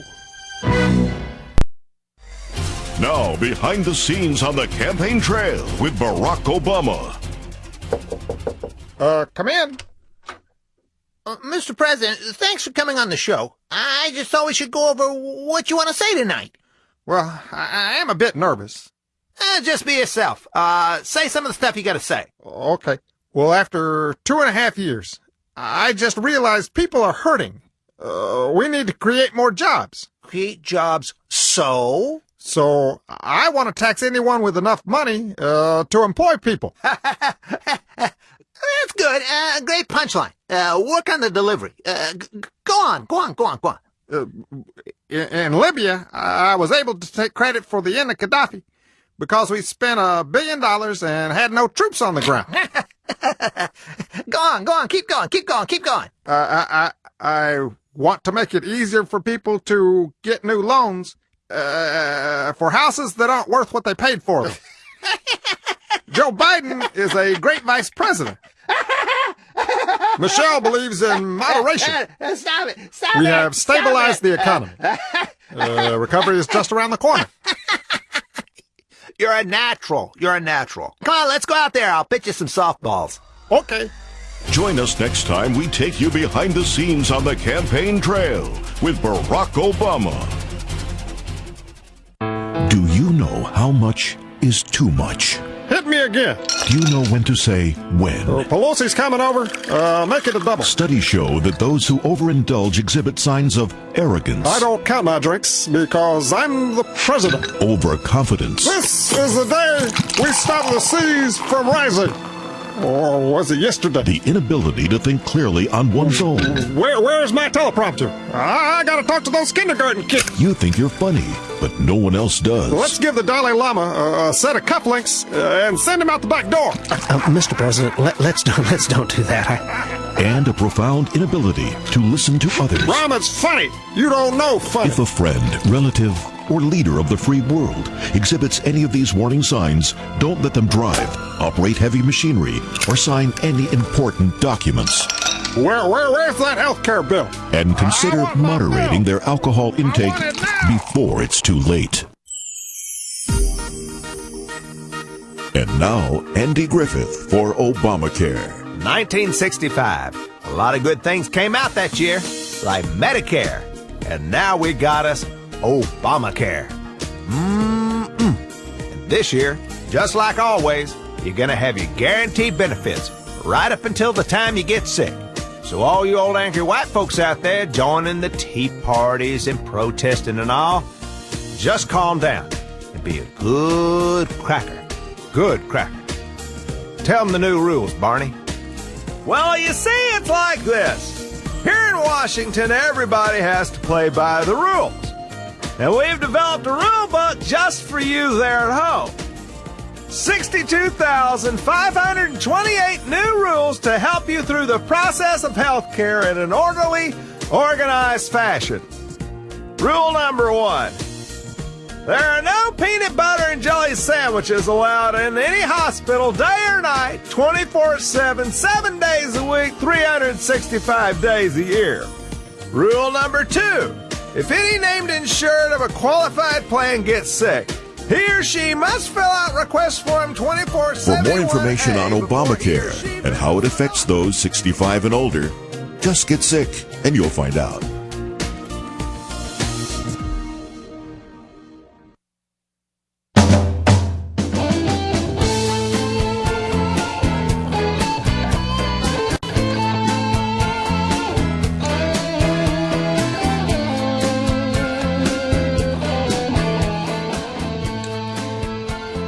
Open Line Friday, El Rushbo. Half my brain tied behind my back just to make it fair. A man, a legend, a way of life. This is Gordon in Great Falls, Montana. Great to have you on the program. Hello. Hey, Rush. How you doing? Very well, sir. Thank you. Hey, look, I was reading an article. You mentioned an article out of the Heritage Foundation about the flat tax over in Russia. Why haven't we looked at this? I know we've looked at it in the past, I know.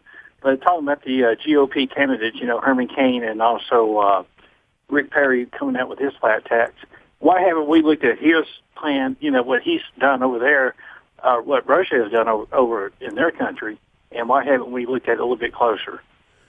Why haven't we looked at Russia's flat tax plan? Yeah. I don't know. I don't even know what it is. Well, they started the plan that they implemented was by Russian, I guess then the Russian President Putin, but they put in I think it was a 13% flat tax. Well,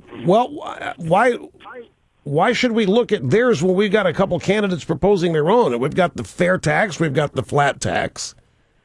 We've got Perry's got his version of it. What do you like about the Russian tax? Not necessarily what I like about it, but why don't we just take a look at what they're doing and then see how it works and then see what... Well, because we're too busy looking at what the Chi-Coms are doing. That's who Obama wants to emulate. Well, I would certainly hope that one of the candidates will maybe mention, and no one's ever mentioned it, about what they're doing, but there's one country there that's got a flat tax that we can look at, and I think other countries, after Russia started their flat tax, I think other countries have followed pursuit in that as well. Well, I do remember the Heritage story on the Russian. I remember it's a long time ago. I remember the story, something about their tax and their economy was, or the revenue generated by it was at an all-time high. I think, I can't tell you why the Republicans don't do things. I'm not one of them.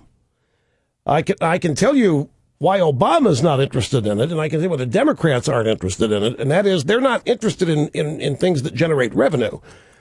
The Democrats, they don't care about deficits. They don't care about raise. I mean, as a talking point, they will say, well, if we're going to cut that tax over there, we have to pay for it somewhere else. They do not want to lose any revenue, but they're not concerned about raising it. That's not their purpose for the tax code. Their purpose, the tax code, is growing government and usurping individual liberty and freedom. Now, as to why the Republicans don't incorporate the Russian plan, I don't know. I haven't the slightest idea. Jordan in Daytona Beach, welcome to the EIB Network. Hello. Hey, Rush. It's great to speak with you today. Thank you very much. My comment for you is we shouldn't be letting the left define greed as the people who use superior talents and abilities to achieve wealth. Instead, we should turn it around and define greed as being the people who vote for politicians based on the sole principle of who is going to give them the most money out of someone else's paycheck.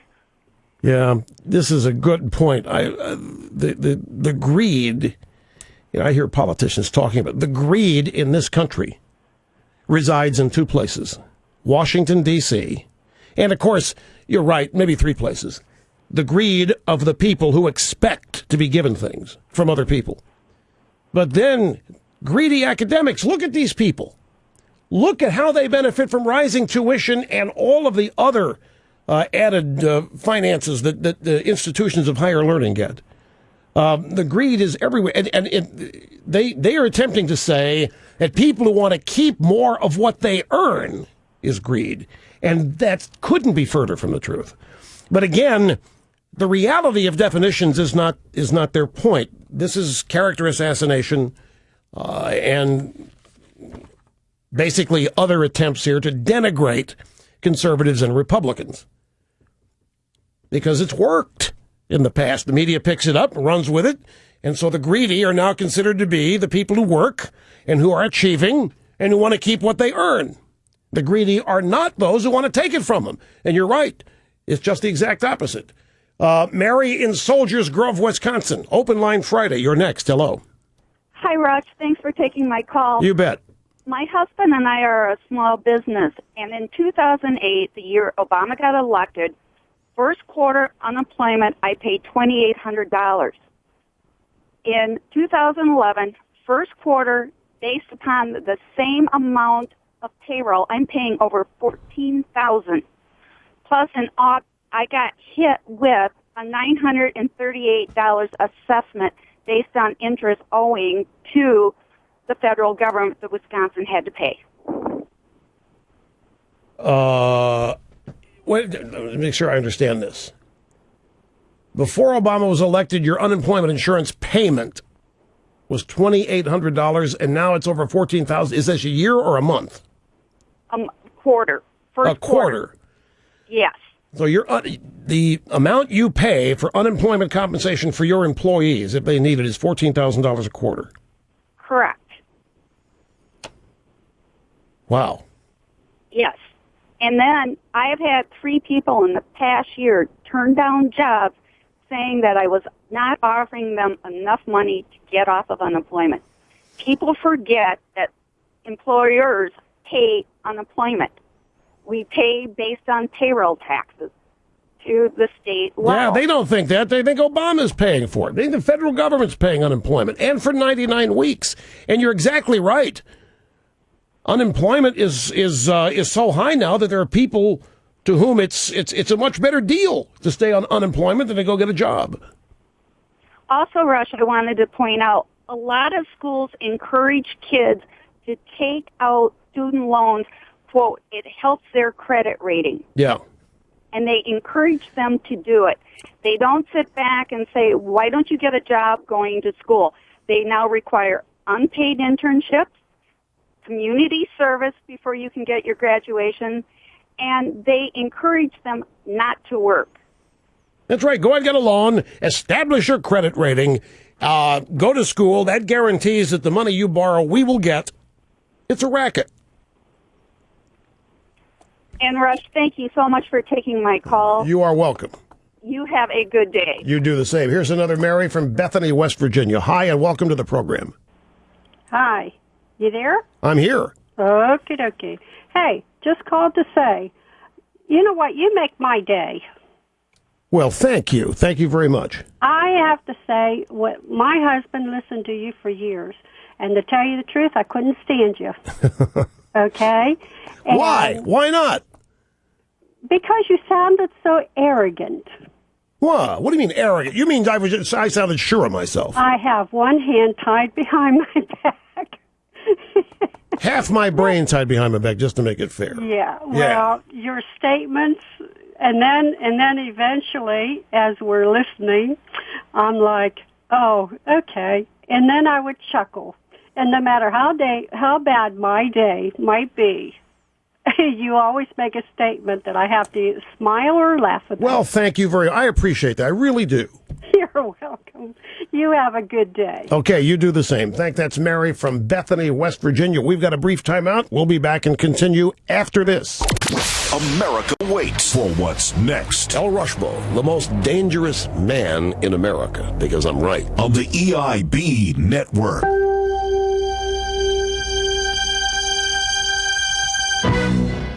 According to a leading authority, when presented with a problem, 95% of Americans sit on their hands while only 5% do something about it. I thought we'd get a couple of things on the way to the party. Yeah, grab a shopping cart.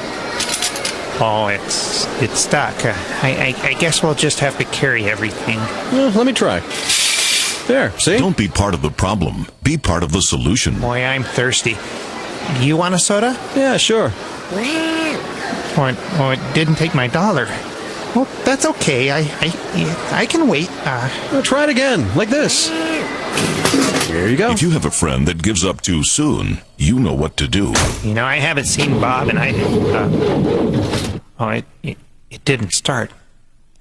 Maybe we should call Mother. Hey, you give up too easy. Give her another try. Why don't we listen to Rush on the way?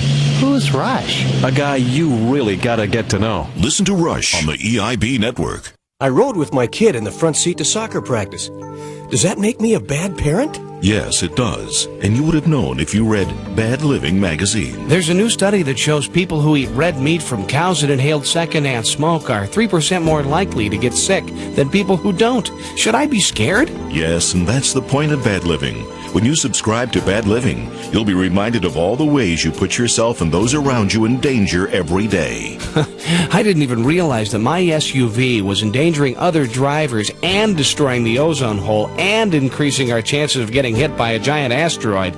But since I subscribe to Bad Living, I'm afraid of almost everything, and I want everyone around me to be too. Call now and receive the bonus pamphlet, The Top 1,500 Things You Should Be Terrified About. I called, and I'm glad I did. The first issue told me how to get rid of all the sharp objects in my home. Call 1-800-PARANOID and receive our latest issue of Bad Living magazine, featuring 10 reasons you should be afraid to leave your home. Thanks, Bad Living. New at Club Gitmo, life skills training. So you can thrive on the outside when you leave our tropical retreat from Jihad. I love my life skills training classes. When I first came to Club Gitmo, they just asked me a lot of personal questions.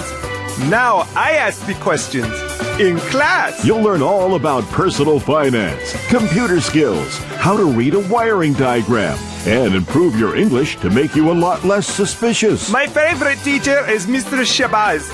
He has taught me to hate America even more than I thought possible. The only good cracker is a dead cracker. Fight the power. Fight the power. Fight the power. Fight the power. Life skills training, now at Club Gitmo, your tropical retreat from Jihad. What about a whole wheat cracker? Hate all the crackers.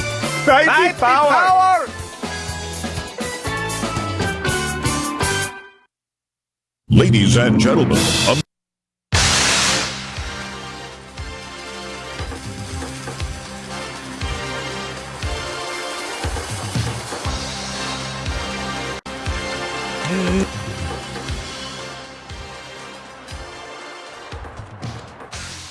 Well, the first linebacker is, first lady is on the campaign trail. Where was she? It's from a website, White House Dossier.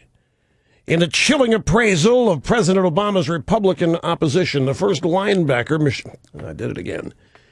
The First Lady, Michelle Obama, Thursday suggested a Republican victory in the 2012 presidential race would result in limits on freedom of speech and religion. She was speaking at a fundraiser at a private residence in Tampa, and she noted the power of the president to appoint members of the Supreme Court. And she indicated that a Republican would select justices who would lack basic First Amendment rights, saying that's what's at stake in this election. And there's a White House transcript. Here's what she said. Let's not forget about what it meant when my husband appointed those two brilliant Supreme Court justices. And for the first time in history, our daughters and our sons watched 3 women take their seats on the nation's highest court.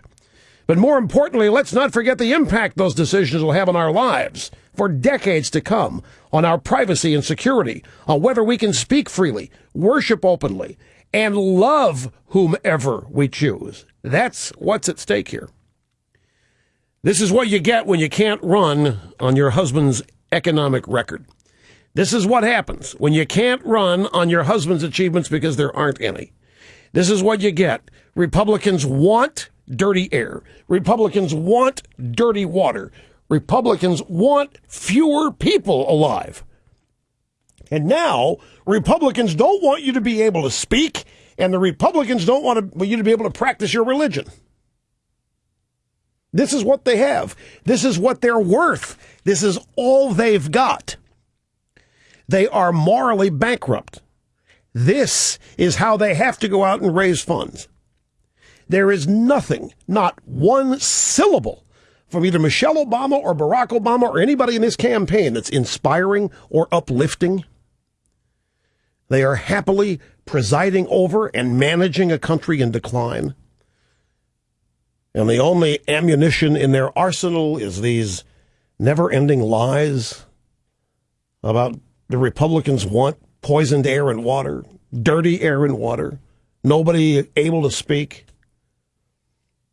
It's just, it's breathtaking to listen to this, to listen to absolutely how morally vacant they are, how unable they are to talk about anything positive or uplifting, including any of their own achievements, because there aren't any. Nancy in Chatham, Illinois, you're next on Open Line Friday. Hi.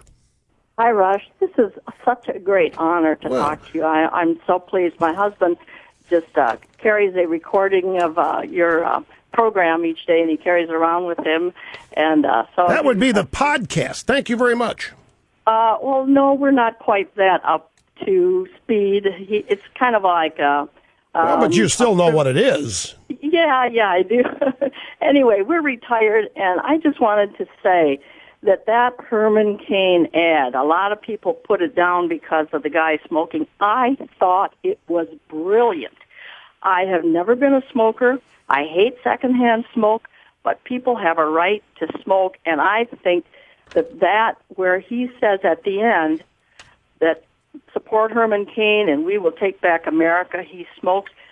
There is no group of people that have lost more personal rights than smokers, and I thought it was absolutely brilliant. Well, it was on a number of levels. People are still talking about it, number one.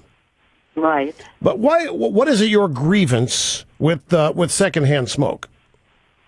Well, I have asthma, but if I go to a restaurant, I always ask for the I did ask for the non-smoking area, and then my clothes come away it's kind of smoky smelling. But people have a right. That's yucky.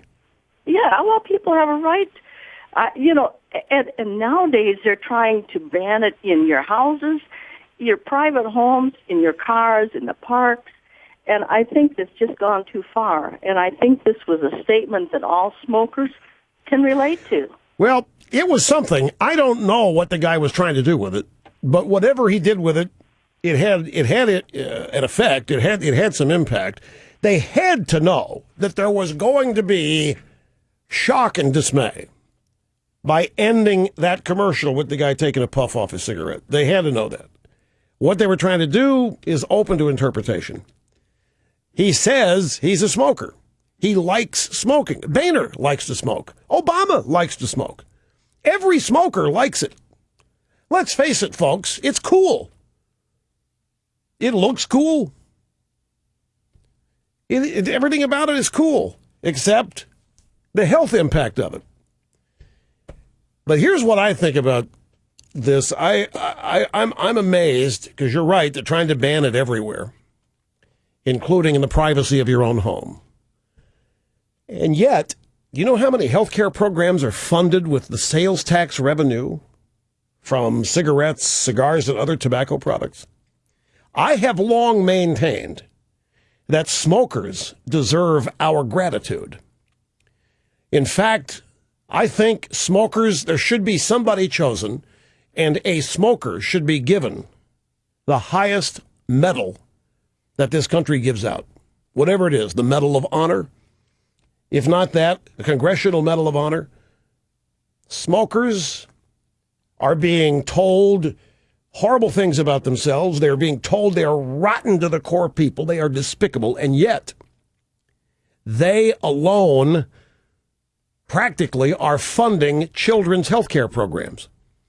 And we are raising taxes on the sale of tobacco products, and that money is targeted ostensibly for health care programs, primarily for children. So we want them to keep smoking, contrary to the so-called do-gooderness of the liberals who wants everybody, they say they want everybody to quit, they want everybody to be healthy, let's put less strain on the healthcare system, and yet, how does that jibe with setting up healthcare programs that depend on the sale of tobacco products to be funded?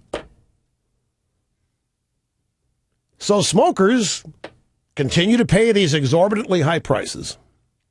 They continue to suffer the abuse, the verbal abuse, the onslaught, the attack on their freedoms, and yet they continue to buy, and they continue to pay these higher taxes, all to support and fund health care programs for our children, and they're still despised.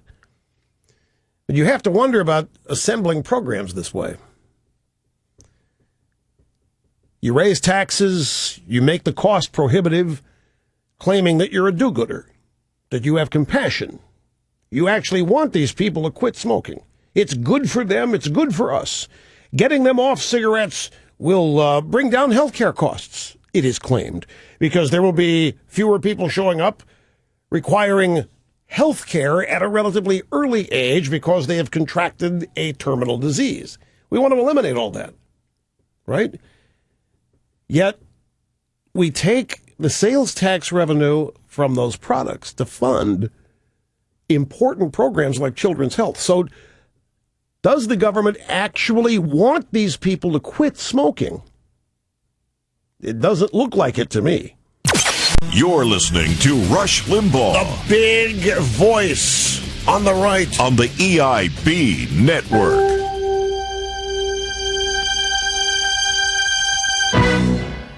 A silent epidemic is sweeping the Democratic Party. Bird brain flu. Its symptoms are unmistakable. There's memory loss. You say you don't support the war in Iraq now, but you voted for it. I don't remember that. Double standard vision. Scooter Libby lied to a grand jury. You didn't complain when Bill Clinton did it. Yeah, but that was different. And delusions. We won the governor's race in New Jersey and Virginia. America's really behind us. We're going to kick butt in 06.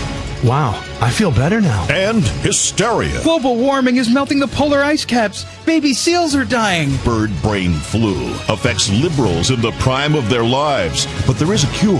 Education. Instead of reading a bumper sticker, try picking up a book. Turn off the liberal media and tune into the Rush Limbaugh program. I was really stuck on stupid, but I feel better now. Inoculate yourself against bird brain flu. Listen to the Rush Limbaugh radio program. A public service message from the EIB network. And now, a message from the President of the United States. My fellow Americans, in tough economic times like these, you should not go to Las Vegas and blow all your cash to have fun. Come to where the real action is. Washington, D.C. Why pull a lever on a slot machine when you can take a chance and roll the dice on 1/6 of the economy with national health care? Double down on stimulus spending and win big money for your friends back home. Or if you're a really high roller like me, scare the banks and raise taxes right in the middle of a recession. Come on, 7. Crapped out again. But believe me, you can't lose when you're playing with other people's money. Give me another tray. Make that 2. And they have great accommodations and food. You can have Kobe beef every night if you want. And when you leave Washington, they comp you with a fat pension and health care that's out of this world. Travel provided by Pelosi Airlines. Catch an all-you-can-drink flight anytime you like, 24/7. So what are you waiting for? Come to where the real action is. Washington, D.C. And leave Las Vegas behind. Oh, it's so easy to love Dancer and Prancer, Donner and Blitzen, Vixen, and especially Rudolph. You know, Rudolph, the red-nosed reindeer. But what about the other side of the reindeer family? The caribou. The caribou get no cute song, no cuddly cartoons, no Christmas specials. The caribou, they have to fend for themselves in the frozen tundra, uncared for by the liberals. If the truth be known, it's the conservatives who love the caribou. It's the conservatives who care for the caribou, who want to see the caribou go forth and multiply. Conservatives for Caribou is a non-profit organization dedicated to increasing the caribou population. We can double, we can triple the caribou in the frozen tundra, but we need your help, not your money, your support. It'll take a pipeline to double the caribou population. Conservatives for Caribou want that pipeline. Daschle Democrats don't. Call Tom Daschle. Tell him to drop the petty politics. Let the caribou go forth and multiply. Support Anwar for the caribou. And now a message from the...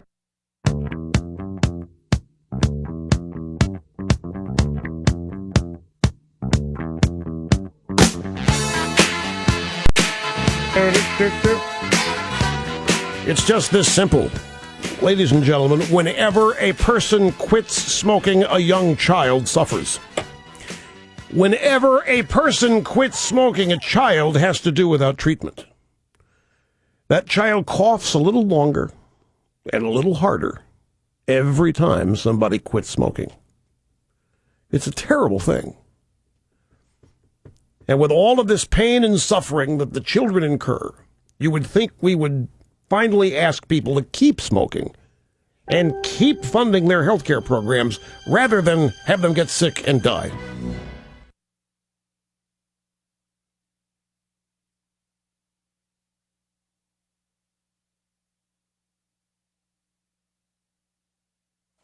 Attention EIP affiliates. Stand by for the Rush Limbaugh promo feed. Copyright 2011. EIP Net. Start all recording devices in 3, 2, 1. Now.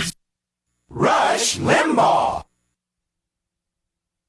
I just want to remind you how on the cutting edge you are as listeners of this program. It all starts with Rush. What you hear espoused as theory, analysis, and philosophy on this program will be echoed. This is why I have always said this program is show prep for the rest of the media, which follows. Get it first with Rush. Then when you hear it again, that little voice in your head will say, I heard that 2 days ago. Old Rush said that.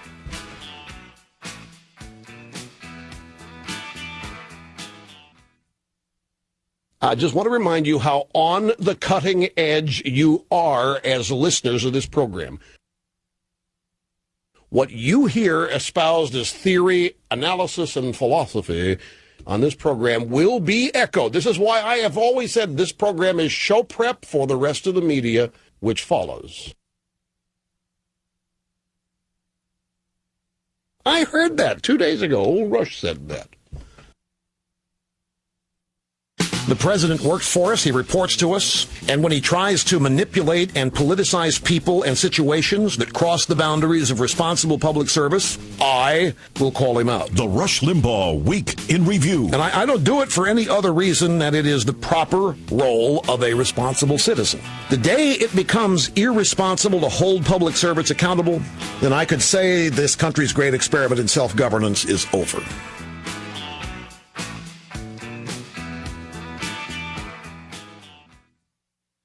He's the first name in talk radio. Rush Limbaugh giving you tomorrow's news today while we provoke the media and the rest of the left with incontrovertible truth. The mission is clear. To protect and defend the principles that form the foundation of our country. Keep it right here for the next Rush Limbaugh radio program. Don't miss it. Fireworks guaranteed. See you then.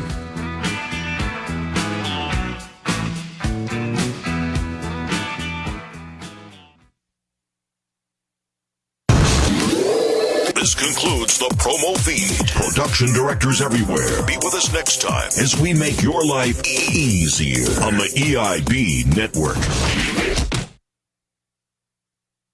Now, a special message from former President Bill Clinton and almost President Al Gore. You know, you hear a lot about the negatives of nationalized healthcare these days. But we'd like to tell you some positive aspects of government-centric healthcare. We've both been on a government healthcare plan for years, and we have the best doctors and facilities in the world. With the latest in technology and absolutely no hassles about what's covered. Whether it's an awful headache from the July cold snap back in Tennessee or a shot of penicillin for the weekend. It's all free, with no lines and no waiting. Now, how can you get this kind of government health care? It's simple. You have to get elected or appointed to an important position in government. Without healthy leaders, our country would be in real trouble. And if you're getting a little old and goofy like Al, our plan won't push you off in a corner to die like that thing Obama's pushing. Yeah, it's a good thing we get to stay on our insurance. And we'd like you to be on our plan too. But as it is, we'll need to ration your health care to take good care of us. Because we're the people who take care of you.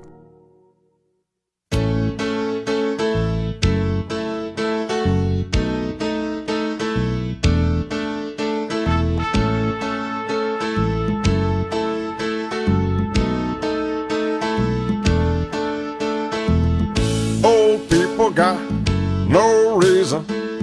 Old people got no reason. Old people got no reason to live. They need lots of drugs, new hips. After falling down just a couple of steps, they need pacemakers. The cost is out of sight. I'd give them a pain pill and just say goodbye. We got no hips for old people. Too many old people. We'll just give old people some pills. We need to watch our cost, and they're unproductive. Old people are just the same as you and I. Their cost is sky high. All men are brothers, but it's time they die. It's a wonderful plan. Fat people got big bodies. Fat people got big bodies. Fat people got big bodies and bad luck. They don't exercise. They move too slow. They got heart disease and cholesterol. They'll need those expensive machines that go beep, beep, beep. Hospital tests that don't come cheap. I'm gonna tax every single thing they eat. Every greasy bag of chips, every single treat. 'Cause I don't want no fat people. Can't help all those people. We're gonna ration their health care.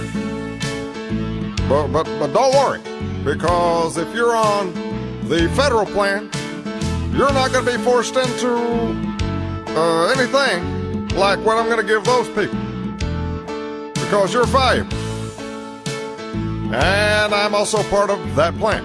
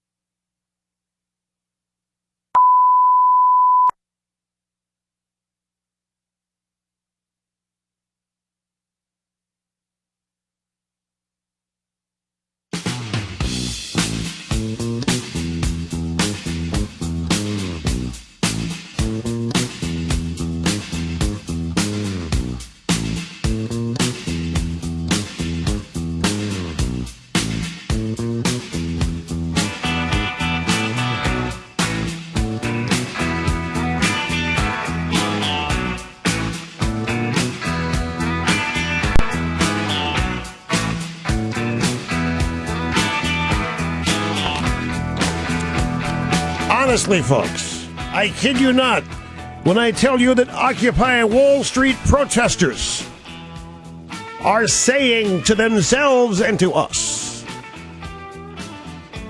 that they are gearing up for their Valley Forge moment. Friday, let's go.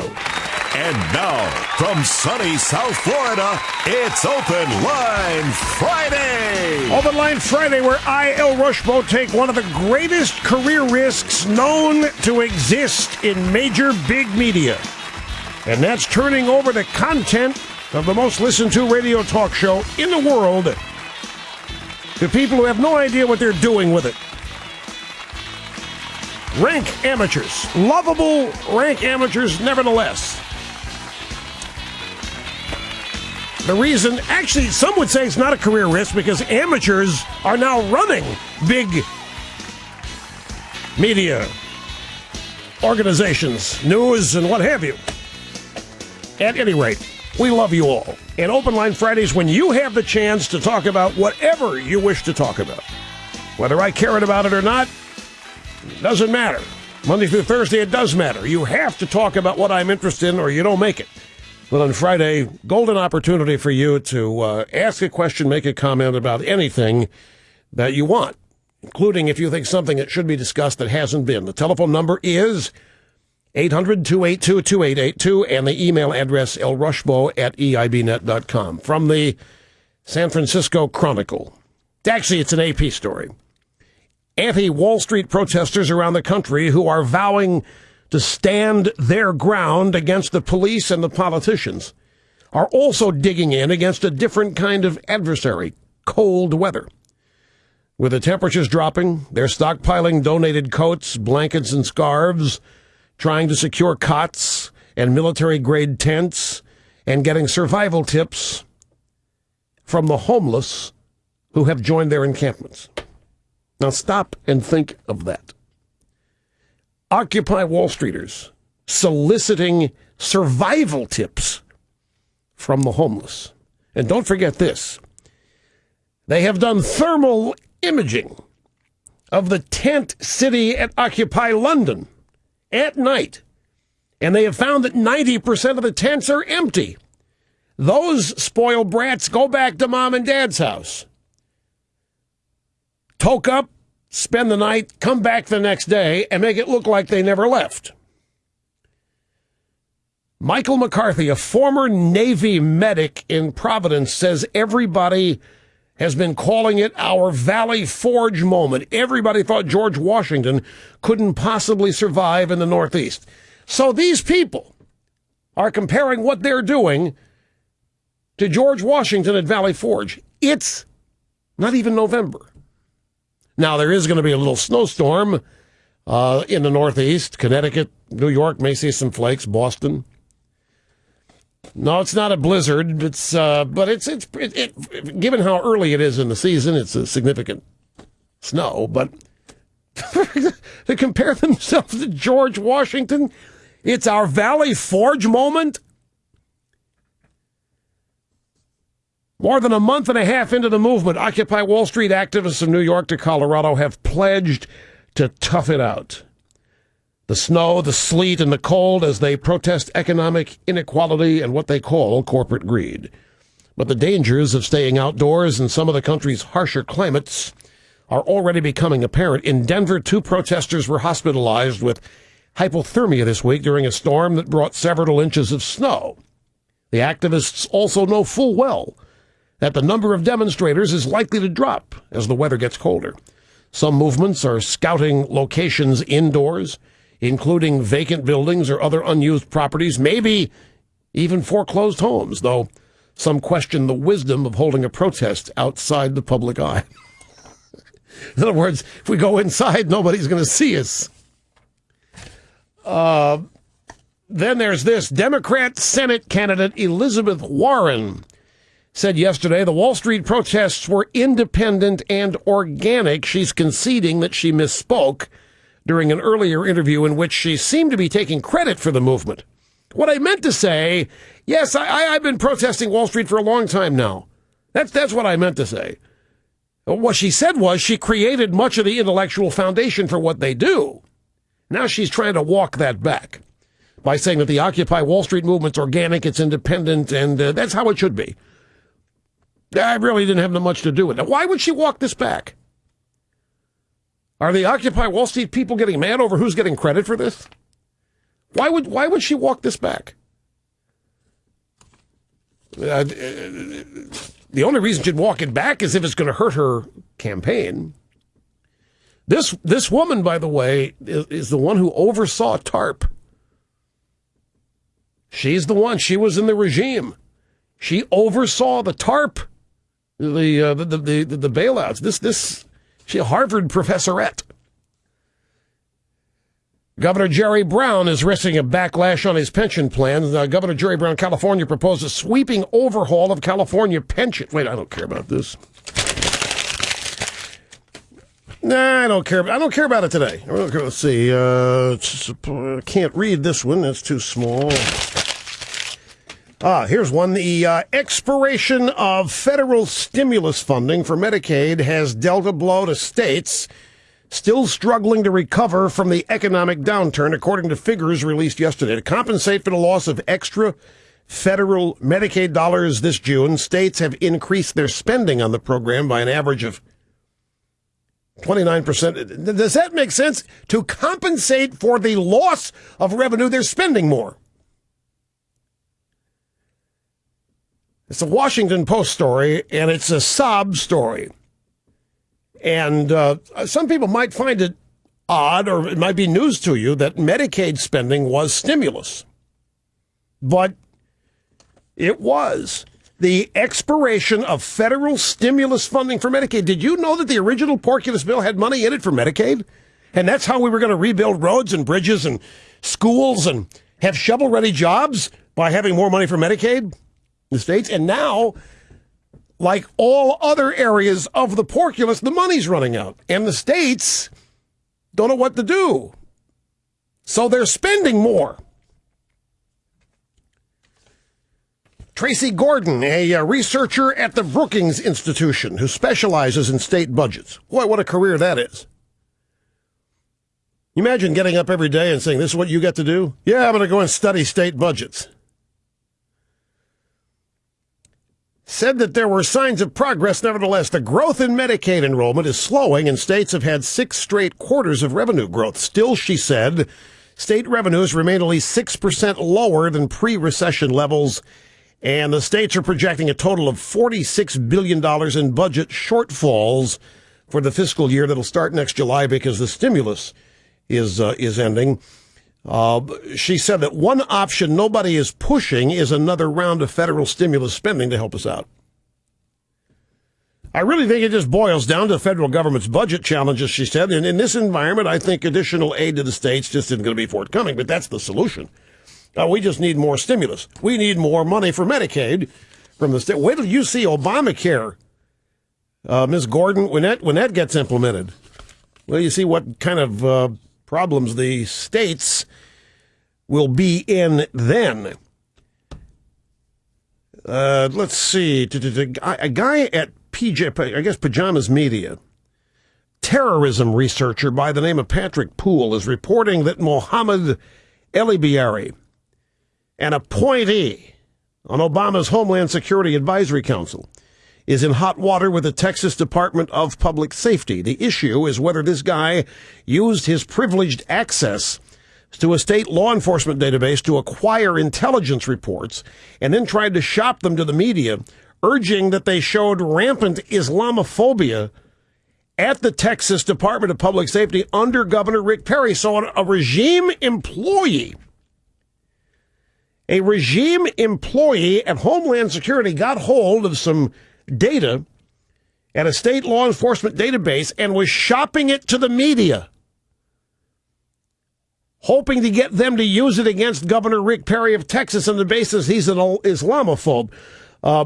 Mr. Poole said that no story was published because, according to one press source, there was nothing remotely resembling Islamophobia in the leaked reports. But that didn't stop the guy. The Obama regime guy still tried to shop reports. He said, hey, look at this. Perry's an Islamophobe. And he shopped it, and the media took the stuff, obviously. But they didn't run it because they said there's no Islamophobia here. We don't see any Islamophobia. Now, this guy, Limbaugh, you'll be stunned to learn, was on the Obama Department of Homeland Security Working Group on Countering Violent Extremism. That's the group, the brain trust, that helped devise the new Obama counterterrorism strategy that envisions having law enforcement pare back their intelligence gathering activities and take their marching orders from community partners. Now, let me run that by you again. That might sound a little bit convoluted. This guy, Mohammed Limbaugh, who went to the database in Texas, tried to find some info on Perry, got some info on Perry, then shopped it to the media, trying to get them to run stories on Perry being an Islamophobe. The media didn't because the database didn't have any such information. This is the same guy who was in the Department of Homeland Security Working Group on Countering Violent Extremism. He devised a new Obama counterterrorism strategy that envisions having law enforcement pull back their intelligence gathering activities and take their marching orders from community partners. So what that means is that this guy for Obama told the cops and local law enforcement, don't do any investigations. We'll tell you who the bad actors are in the neighborhood. We'll tell you who the security threats are. We will tell you who the terrorist threats are. You stop looking for them. And, of course, the purpose of that is so the regime can make sure that the real terrorism culprits are not identified. Make no bones about this. That's exactly what this is. And this is the guy trying to shop non-news, fake news about Perry being an Islamophobe to the media. You're listening to Rush Limbaugh, America's gift to broadcasting, on the EIB network.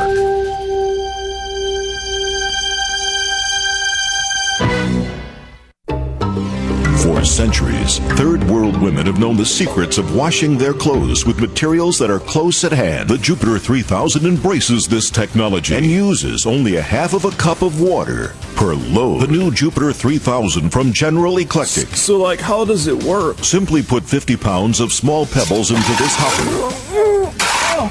That's heavy. Then crank this handle for 30 minutes per pound of laundry. And it gets clothes cleaner than any other brand? We can't make that claim, but it does use less water than any other washer on the market today. So my clothes will smell the same? Since the Jupiter 3000 uses only a half of cup of water and no detergent, your laundry will smell the same as it did when it went in. Cool. Act now and will include a gallon of chemical-free spring water, enough to do the laundry for 6 months for a family of 4. The Jupiter 3000, retro technology from General Eclectic. Look for the EW seal of approval.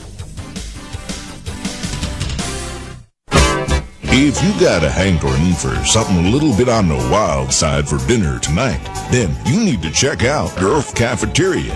Girl Cafeteria, where you choose your favorite critter from our tank. Let us serve it up any way you like it. Then, while you enjoy your meal, we'll fashion its pelt into any one of a number of designer items. You might try our delicious raccoon-a-roni, or how about a nice hot bowl of chin chili? I just had the muskrat. Delicious. And I got this great pair of gloves. My kids and I had the turtellini. Got an entire set of neat salad bowls. And if you like your critter really fresh, you might try our convenient drive-thru. It's all right, honey. Just eat around the tire track. And the kids are sure to love Girl Cafeteria. Hey, Billy, how's that possum? Awesome. Girl Cafeteria. You choose it, we kill it. You wear it home. Next to the animal shelter on Highway 92.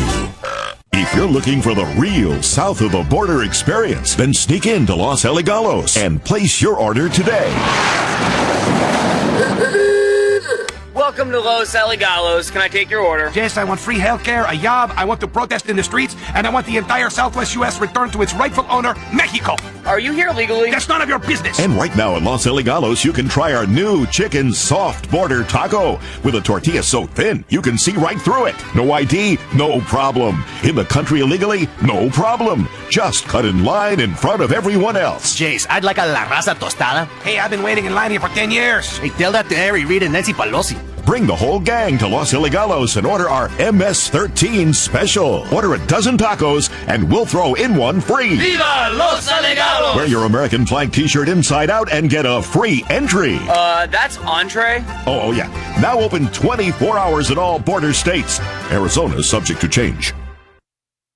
What could be worse than a dirty renegade cop with no respect for the law? The soiled senator who writes them. Harry Reid stars as Dingy Harry, Magnum Farce. The true story of a senator from Stoplight, Nevada, who magically becomes a wealthy real estate tycoon overnight. So you'll help us with a vote as long as we cut you in for a sweet piece of the deal. Aren't you worried it will look like a payoff? Go ahead. Make my day. Soon, Harry moves up to become Senate Majority Leader, where he spends his time encouraging the troops. This war is lost. Advising General Petraeus. This war is lost, punk. Attacking innocent civilians. We need to censor Rush Limbaugh. This guy doesn't care if Congress does have the lowest polls ever. He's too busy shooting off his mouth. It's the most powerful weapon in the world. Sir, your foot. It's okay. I've got another one. Dingy Harry, Magnum Farce, shown daily in the Senate.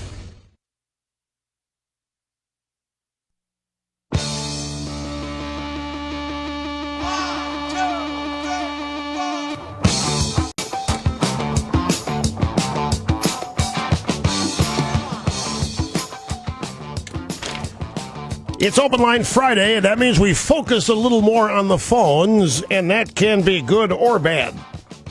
We never know. Davis, Michigan is our next attempt. This is Mike. You're up, sir. Great to have you on the program. Davison, Michigan, a suburb of Flint. I'm a Rush geezer.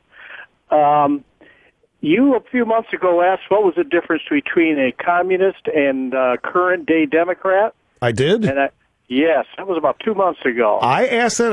I don't ask questions. I answer them.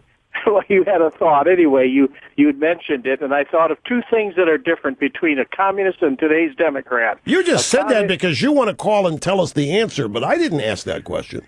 Well, I'll tell you what I think the answer is. Anyway. Okay, I knew that's what was going on here. I use that technique a lot. So, a communist will secure his borders and support his military. And an American liberal won't. A communist will protect his borders and support his military. Right. That's the only two differences I can see between a Democrat and a communist. Interesting. I wonder if there would be any other differences. Those are two key differences. A Democrat will not protect the border and will denigrate their military. A communist, you're right. The communists do protect, and not only they protect their borders, they enforce them, and they support the military. In fact, they turn their countries into third world countries in order to have first world militaries. That is pretty good. I'll take it. That's a pretty good distinction, and it ought to embarrass the Democrats. Well, I know it won't, but it ought to. I mean, they're out there trying to be good communists, and look there are two examples of how they're failing. David in Nashville, your turn. Open Line Friday. Hello. Hey, Rush. First, thanks for letting this lovable amateur chime in. This is the second time I've gotten through in my life, and it is a thrill of a lifetime. Well, I'm glad you made it. You have made some great points about how the media sort of helps create some of the issues and create some of the stories. And it reminded me back when I was in high school, I had a social studies teacher who was he had been a student at Kent State and was there when the protests went on and when they burned down the ROTC building and things like that. And he shared with us that when the ROTC building was burned down, he said it was like watching a movie or a TV commercial being filmed where the students tried to burn it down one time and they didn't start. And so then they went to the news media and said, okay, we're going to try it again. And so, it was like, okay, roll the cameras. They tried it a second time. it didn't light. On the third time, the news media actually stepped in and gave them advice as to how to get the building to burn. Didn't work the third time, and then the fourth time, again, after getting input from the news media telling them how to start the fire, finally on the fourth time it started. And he said, tell you something. Back in those days, NBC knew how to blow up trucks on their Dateline show. ABC knew how to infiltrate grocery stores and make things look like they weren't what they weren't. So the fact that the media would help the Kent State people start a fire, for the purposes of having a story, that I'm not surprised at all. Right. What it did for me, though, it gave a valuable learning lesson. Anytime I see something on the news, I question it, and I think, okay, who's really behind it, and what's the story that's really behind it? And you do a great point. I try to spend the first 30 minutes of my lunch every day listening to you, so that way I really know what's going on. Well, that's wise. That is the news media is very seductive because it's so consistent from network to network, from newspaper to newspaper. The news... ABC, CBS, NBC, New York Times, Washington Post, Los Angeles Times, USA Today, it's identical. And therefore it's consistent. And when people see a news story treated identically in so many places, they just have to assume that's actually what happened. That's actually the truth, when oftentimes it isn't. And I think you're very wise. I think everybody ought to be suspicious and questioning, curious and doubtful of everything they see in the media for that very reason. So I'm glad that you have your sensitivities tuned that way. Thanks very much. Where are we headed next? Ron in Prosper, Texas. You're next on Open Line Friday. Hi. Yes, I love your show, Rush. Thanks for taking my call. Yes, sir. Rush, so much of the media and talk shows try to frame the problems with our country, whether they're good or bad, based on, Democrat, Republican, liberal, conservative. And the problem that I have with it, I think our country is got a real moral, or we want to call it ethical problem. Every time I turn around, today in the news was the railroad workers, frauding $1 billion. Out here in Texas, it was a big real estate thing, and a bunch of 20 to 40 people from lawyers all the way down. It was $200 million to a bank. George Bush didn't tell these people to defraud the country. And so much of it, like I say, labels don't mean a lot to me. I think that, whether you're a Madoff and you have access to $1 billion and you steal it, or you're a janitor and you steal $1, it's still the same. You do it no matter what. And so I think our country is in trouble simply because we don't have, our values have really degraded. And, I could go on, but I'd like to get your opinion on that. Well, it's been the case for a number of years. In fact, multiple generations. There's no question that there's been a moral and cultural decline purposely waged.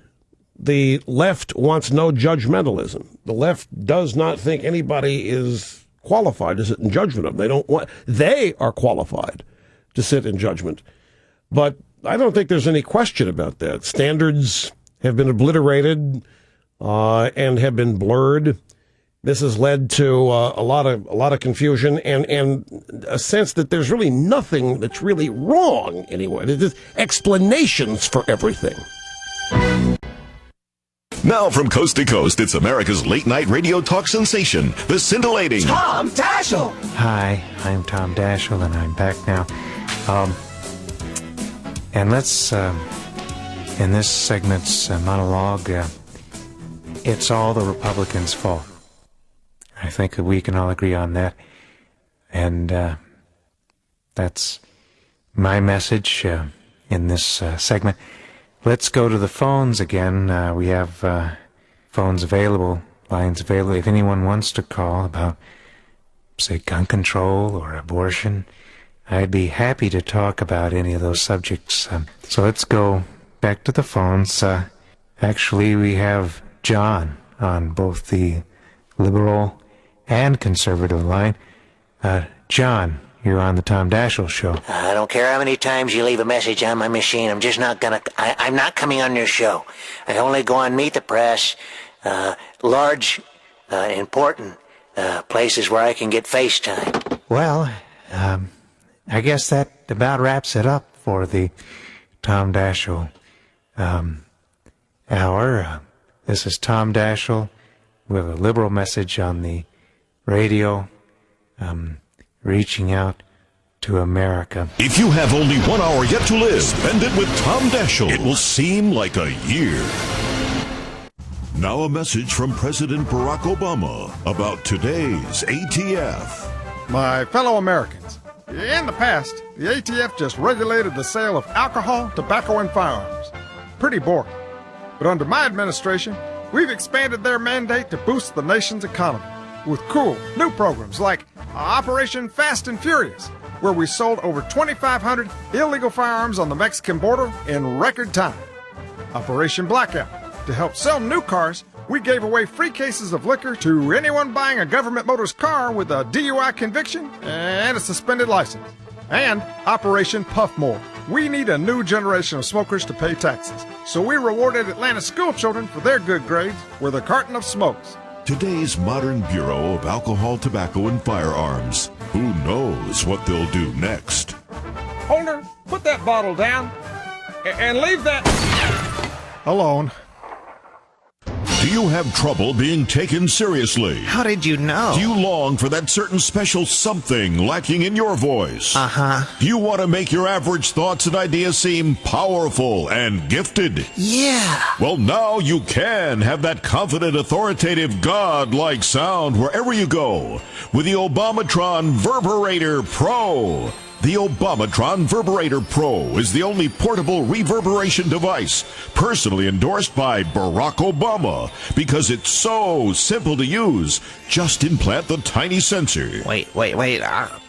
And you can set your Verberator Pro for any occasion. Choose from Stately. Wow, that is different. I feel so presidential. I come before you today to ask you for one of those tiny umbrellas for my drink. Canyon. Hello. And for large egos, Der Führermeister. I have led the accounting department to new and greater heights. This holiday season, give the gift that no one can forget, the Obamatron Verberator Pro. The Verberator Pro is not for everybody on your list. Some enchanted evening, you will see a stranger. And may become annoying after a short period of time. Looking good, huh? I'm talking about me.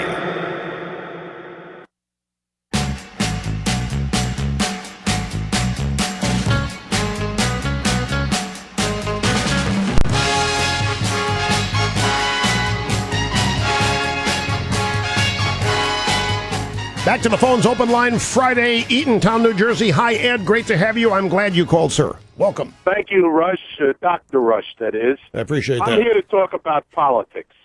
And specifically, when we passed the deficit ceiling a few months ago, we put triggers into it in case they couldn't come to an agreement.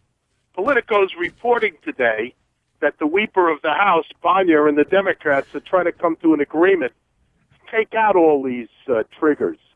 Why this is so upsetting to me is I know the answer to the Medicaid problem that you talked about before. And it's all wound up with the amount of our deficit. Specifically, when states pay Medicaid, they charge 3 or 4 times that it actually costs them out of pocket. And they get 50% back from the federal government. So if they're increasing their budgets for Medicaid, they're actually getting more money from the federal government to fund things. You get it. You go for a Band-Aid in the emergency room, they bill you $1,000. It costs $100 to actually provide the service. This is why the deficit plan was so significant, and now we're seeing the Republicans caving in on it, apparently. You know, I'm glad you brought this up. I had it in the stack, and I forgot that it was there. But you're right for the most part. The Republicans and the Democrats are trying to get rid of some of the obstacles that they were forced to put in their own way during the last debt ceiling debate while nobody is looking. And what they don't understand is that everybody's looking and everybody's noticing. And the Tea Party is not shrinking in size, nor is it shrinking in its passion. And this is not going to go down well. I'm well aware of that.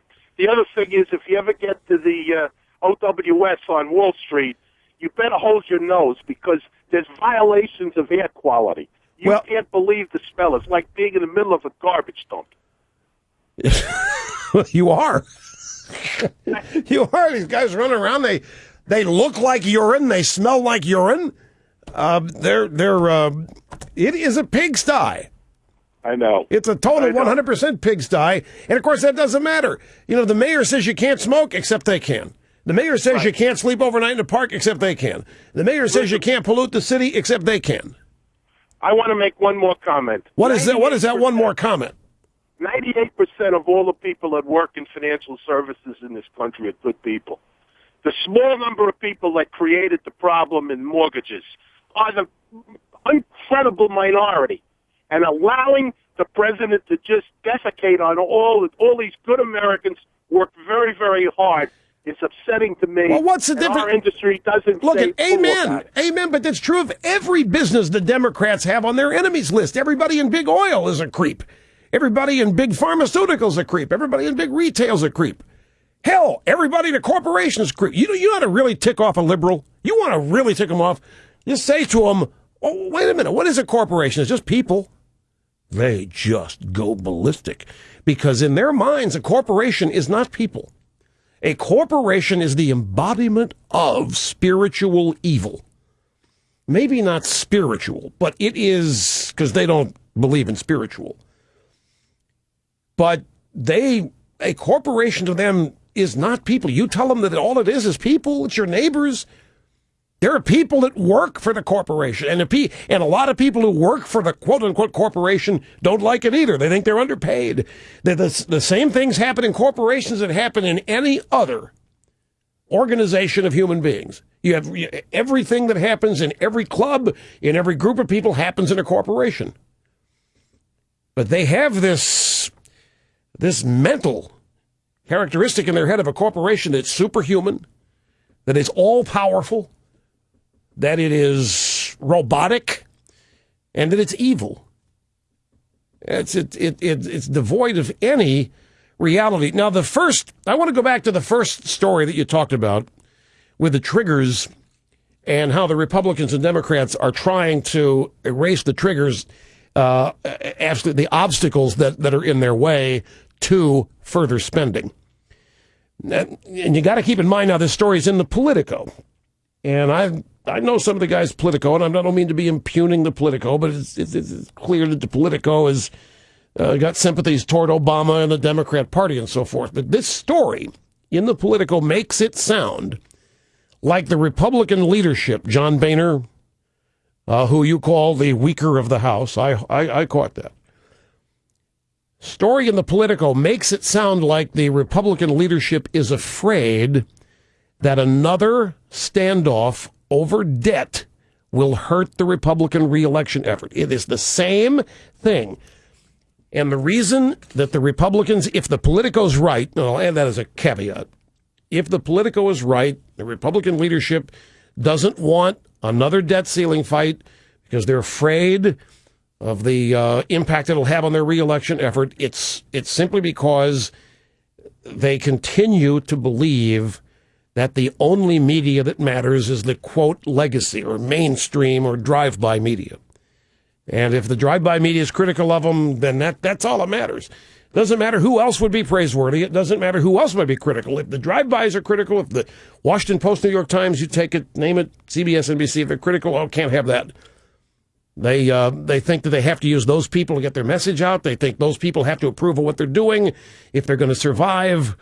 It's frustrating as it can be, and it all centers around the independents, the media inside Washington, the establishment media, along with the establishment everybody, tells the Republicans, the independents really don't like you opposing Obama. They don't like you opposing spending. The independents want this country to recover. They want the economic recovery to happen, and they want federal spending to happen. It's just, they get away with putting fear in these people's hearts each and every time they try. That's the Politico story. That's what, as you read it, it sounds like. That the Republican leadership is afraid that if they have another debt fight, they'll lose it. The media will be critical of them, and they'll be accused of wanting to be hard-hearted and cold-hearted to the poor and the hungry and the thirsty and the suffering. And they don't want that said about them. And it will hurt their re-election efforts. So they choose the path of least resistance, which in this case is whatever the Democrats and the media want. If it's more spending, fine. And we'll do what we can to make it look like we are not opposed to it. This is how ridiculous it's getting. Last night on MSNBC, Barney Frank showed up. He was on with Al Sharpton. And Sharpton said to him, House Republicans keep saying that they have ideas for jobs. Are they credible? No, they are literally doing the opposite of what virtually every economist, except for a handful on the right, think, which is, at this point, you should not be further retrenching government spending. In every month for the last year, the private sector has gained jobs, and the public sector has lost jobs. Firefighters, public works employees, teachers, cops have been laid off. So, again, there is an overwhelming consensus that the short term, and this comes from Bush appointees like Ben Bernanke at the Federal Reserve, you need to do some things that stimulate. Never stops, does it? Never stop. Why? Every day cops are being laid off. Every day firefighters are being laid off. Every day teachers are being laid off. And guess where all the jobs are going? Private sector. Yeah. You've seen all those private sector jobs created, haven't you? You may have gotten one. Yeah. It's the private sector getting all the goodies, the public sector getting screwed. And so we need more stimulus. We need more federal money to go hire these precious people. By the way, speaking of this, we talked about Ohio and their election on November 8th. And there are two really important issues on that ballot. One is issue 2, the other is issue 3. Issue 2 would replicate what happened in Wisconsin vis-a-vis state employees, unionized state employees. Take away some collective bargaining rights that would require them to make modest contributions to their own pension plans, like you and I do. We have to contribute to our own 401ks. Now, the news out of Ohio is that the unions are going to win this one slam dunk big time, but apparently that is not true. An internal memo from a key labor-backed group in Ohio is flatly warning that the polls that are being reported now are flawed and that a big win for labor is not even remotely possible. It adds, this memo, this internal memo, adds that the conservative messaging has worked and that there's good reason to suspect that a massive amount of voter confusion remains, suggesting that this thing is still wide open and can go either way. They're trying to say that the union is going to win this thing in a slam dunk, and it's not. A big win for labor is not even remotely possible. It's close. It's crucial. Issue 3 on the Ohio ballot on November 8th is also crucial. Very important. That issue, that ballot initiative, basically states that Ohioans will opt out of any federal mandate to buy health insurance. And that is key. That has to pass. That will send a message to the United States Supreme Court. It'll send a message to a lot of people. If that goes down, let's put it this way, if the state of Ohio does not opt out of the federal mandate, I can guarantee you what the news is going to be. The news is going to be, here's a swing state, very important to the presidential race, could go either way, and those people want Obamacare. That's what's at stake with issue 3. If the people of Ohio do not pass issue 3 and reject and exempt themselves from the Obamacare mandate, then Katie bar the door. It isn't going to be pretty. And it could very well have influence on the Supreme Court ruling. The regime is asking for a very fast ruling on Obamacare. And Supreme Court justices, they pay attention to public opinion polls. Don't doubt me on this. They pay attention to election results. And if there's a swing vote in the Supreme Court, and that justice happens to see that people in Ohio had a chance to reject the mandate, had a chance to exempt themselves from Obamacare, and they didn't, could be the end of the line. Something to keep in mind. We'll keep you posted. It's still a couple of weeks away. Well, less than 2 weeks away. It's a week from Tuesday. But issue 2, issue 3 in Ohio, very important. Got to take a break. We'll do it, be back and continue before you know it. Somebody has to have the guts to say it. Rush on the EIB Network.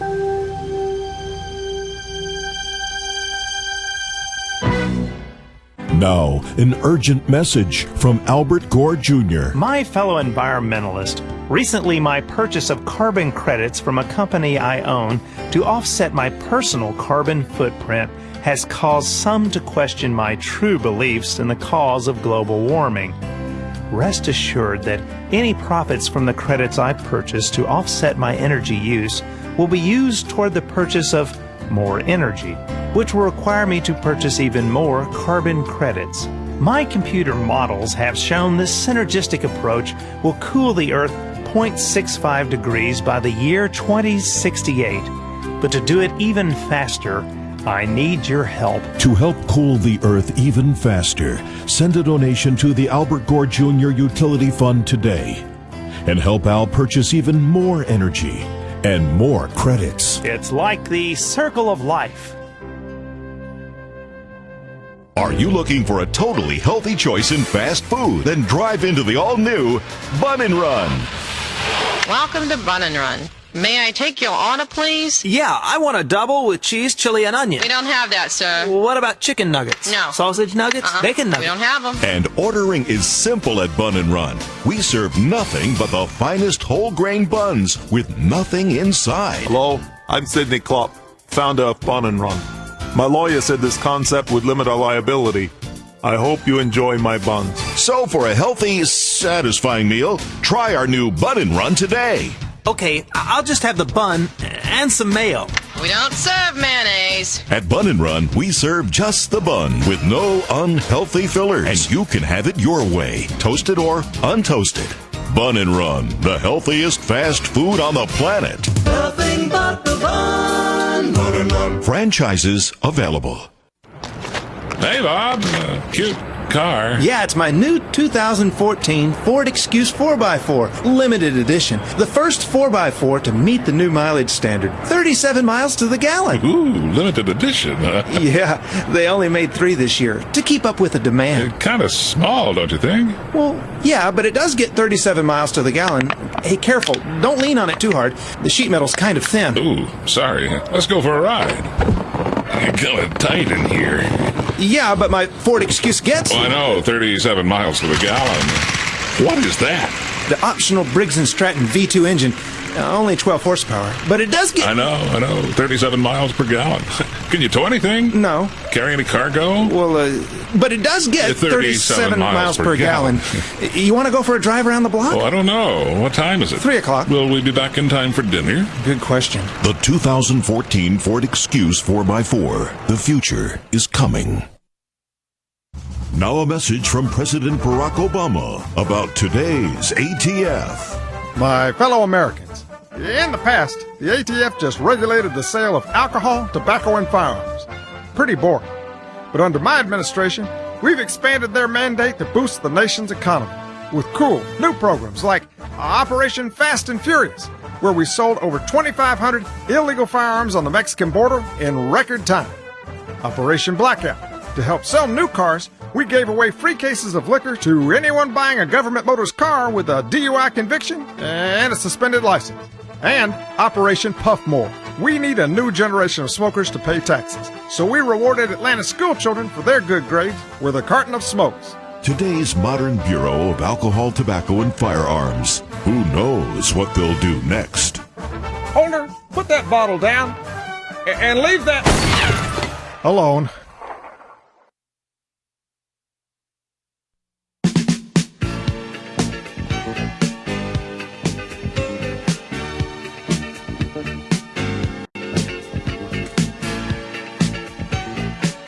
Open Line Friday rolls on. Rush Limbaugh, as usual, half my brain tied behind my back just to make it fair. Harry in Portland, Oregon. Great to have you on the program. Hello. Thank you. Been trying to get to you for years. Here you are, your big showbiz break. Yes. I wanted to challenge your thinking about alternative energy a little bit. I'll be 68 pretty soon. I started thinking about alternative energy in 65. Nowadays, people call it green energy, and I don't like it, that idea. But alternative energy means that you can buy a piece of property that's out in the country, away from power lines, and you can have a home, you can have power, and you don't have to worry about paying thousands of dollars to get a power line brought to your house. You can be totally self-sufficient. I've lived off the grid a couple times in my life. The first two times, there were no PV panels, so you did it with, you used kerosene lanterns and wood stoves and wood heat, and it's comfortable. You have batteries for radios. But I've boondocked for about 5 years, which means living in a camper, traveling around, and you don't stay in RV parks. You just stay in the desert or wherever you want. And I had a PV panel on the top of the camper and kept our batteries pretty well charged up. You can have a small, probably for you it'd be very small, like a cabin in the woods or someplace, and you can provide about 90 to 95% of your needs with, say, 1,000 watts of PV panel and a small wind charger. You have to have a battery bank, and you use a generator that runs on propane, the same as your refrigerator and your stove and your heat. And you run your generator maybe once a week to pump some water and to top off your batteries and to do your laundry, and then you shut it off again. So, there's a need for it. But being off the grid is not what the American left means by green energy. What the what the left means, if you want to live that way, that's absolutely fine. Just don't make me. And don't pass laws that make me have to live that way. And don't tell me I can't have my 14-foot TV screen if I'm willing to pay for every aspect of it. But if you want to live that way, that's fine. The American left doesn't want me to have my 14-inch or 14-foot screen, nor anything else that I've got. The American left wants to force a backwards 20th century, 19th century lifestyle on everybody under bogus hoax concerns. I understand that, and I don't agree with that either. I call myself a Christian libertarian. Yeah. I've been actually the American left would not like you. Being off the grid, they can't control you. That's why I like to be off the grid. Yeah. I don't even have a computer. I worked for many years on a computer as a draftsman, electrical draftsman, and I finally had to quit doing that because I have chronic migraines, and staring at a computer really aggravates migraines. So, but anyway, I just wanted you to think that, about the fact that there is a place for what I call alternative energy. Well, it's just not a mainstream We're just thing. talking different definitions of the term. Your alternative energy is not at all what Obama's talking about. Obama wants to put the coal industry out of business, for example. Obama wants everybody driving lawnmowers with a couple seats on top of them, or the equivalent. Obama and the Democrats want everybody losing their freedom and liberty to make the choice of how they want to live their life.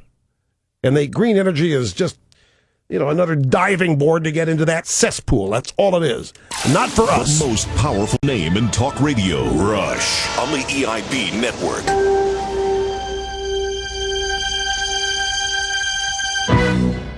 Most Americans don't realize that kids are a real drag on the economy, and that's why Nancy Pelosi, as part of the Obama stimulus package, is releasing her new DVD, Don't Do It, with helpful advice from Nancy about contraception for young adults. After you have applied the glue and the staples, take the condom and apply it to the cucumber gently like this. Oh, let's just hold hands. Okay. As part of the recovery package, the Don't Do It DVD will be required viewing in fertility clinics nationwide. Motherhood is a wonderful thing, but are you sure you want to bring another child into this world? during a recession? What's its carbon footprint? Remember, if your child eats, somewhere another child goes hungry. When Nancy's Don't Do It DVD is broadcast nightly across the country, it'll be guaranteed to give everyone a headache and couples more cash to stimulate the economy. Oh no, she's pole dancing again. Let's just go to the mall. Okay. So if you're in the mood, try Nancy Pelosi's Don't Do It DVD, the most effective contraceptive ever. Do you have trouble being taken seriously? How did you know? Do you long for that certain special something lacking in your voice? Uh-huh. Do you want to make your average thoughts and ideas seem powerful and gifted? Yeah. Well, now you can have that confident, authoritative, God-like sound wherever you go with the Obamatron Verberator Pro. The Obamatron Verberator Pro is the only portable reverberation device personally endorsed by Barack Obama because it's so simple to use. Just implant the tiny sensor. Wait. And you can set your Verberator Pro for any occasion. Choose from Stately. Wow, that is different. I feel so presidential. I come before you today to ask you for one of those tiny umbrellas for my drink. Canyon. Hello. And for large egos, Der Führermeister. I have led the accounting department to new and greater heights. This holiday season, give the gift that no one can forget, the Obamatron Verberator Pro. The Verberator Pro is not for everybody on your list. Some enchanted evening, you will see a stranger. And may become annoying after a short period of time. Looking good, huh? I'm talking about me. Now a message in the public interest.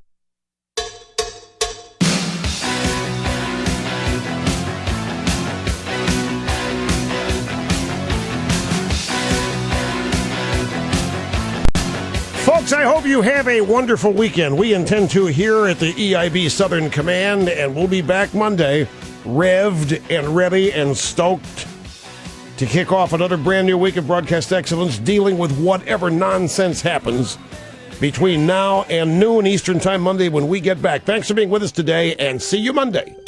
Cheerio.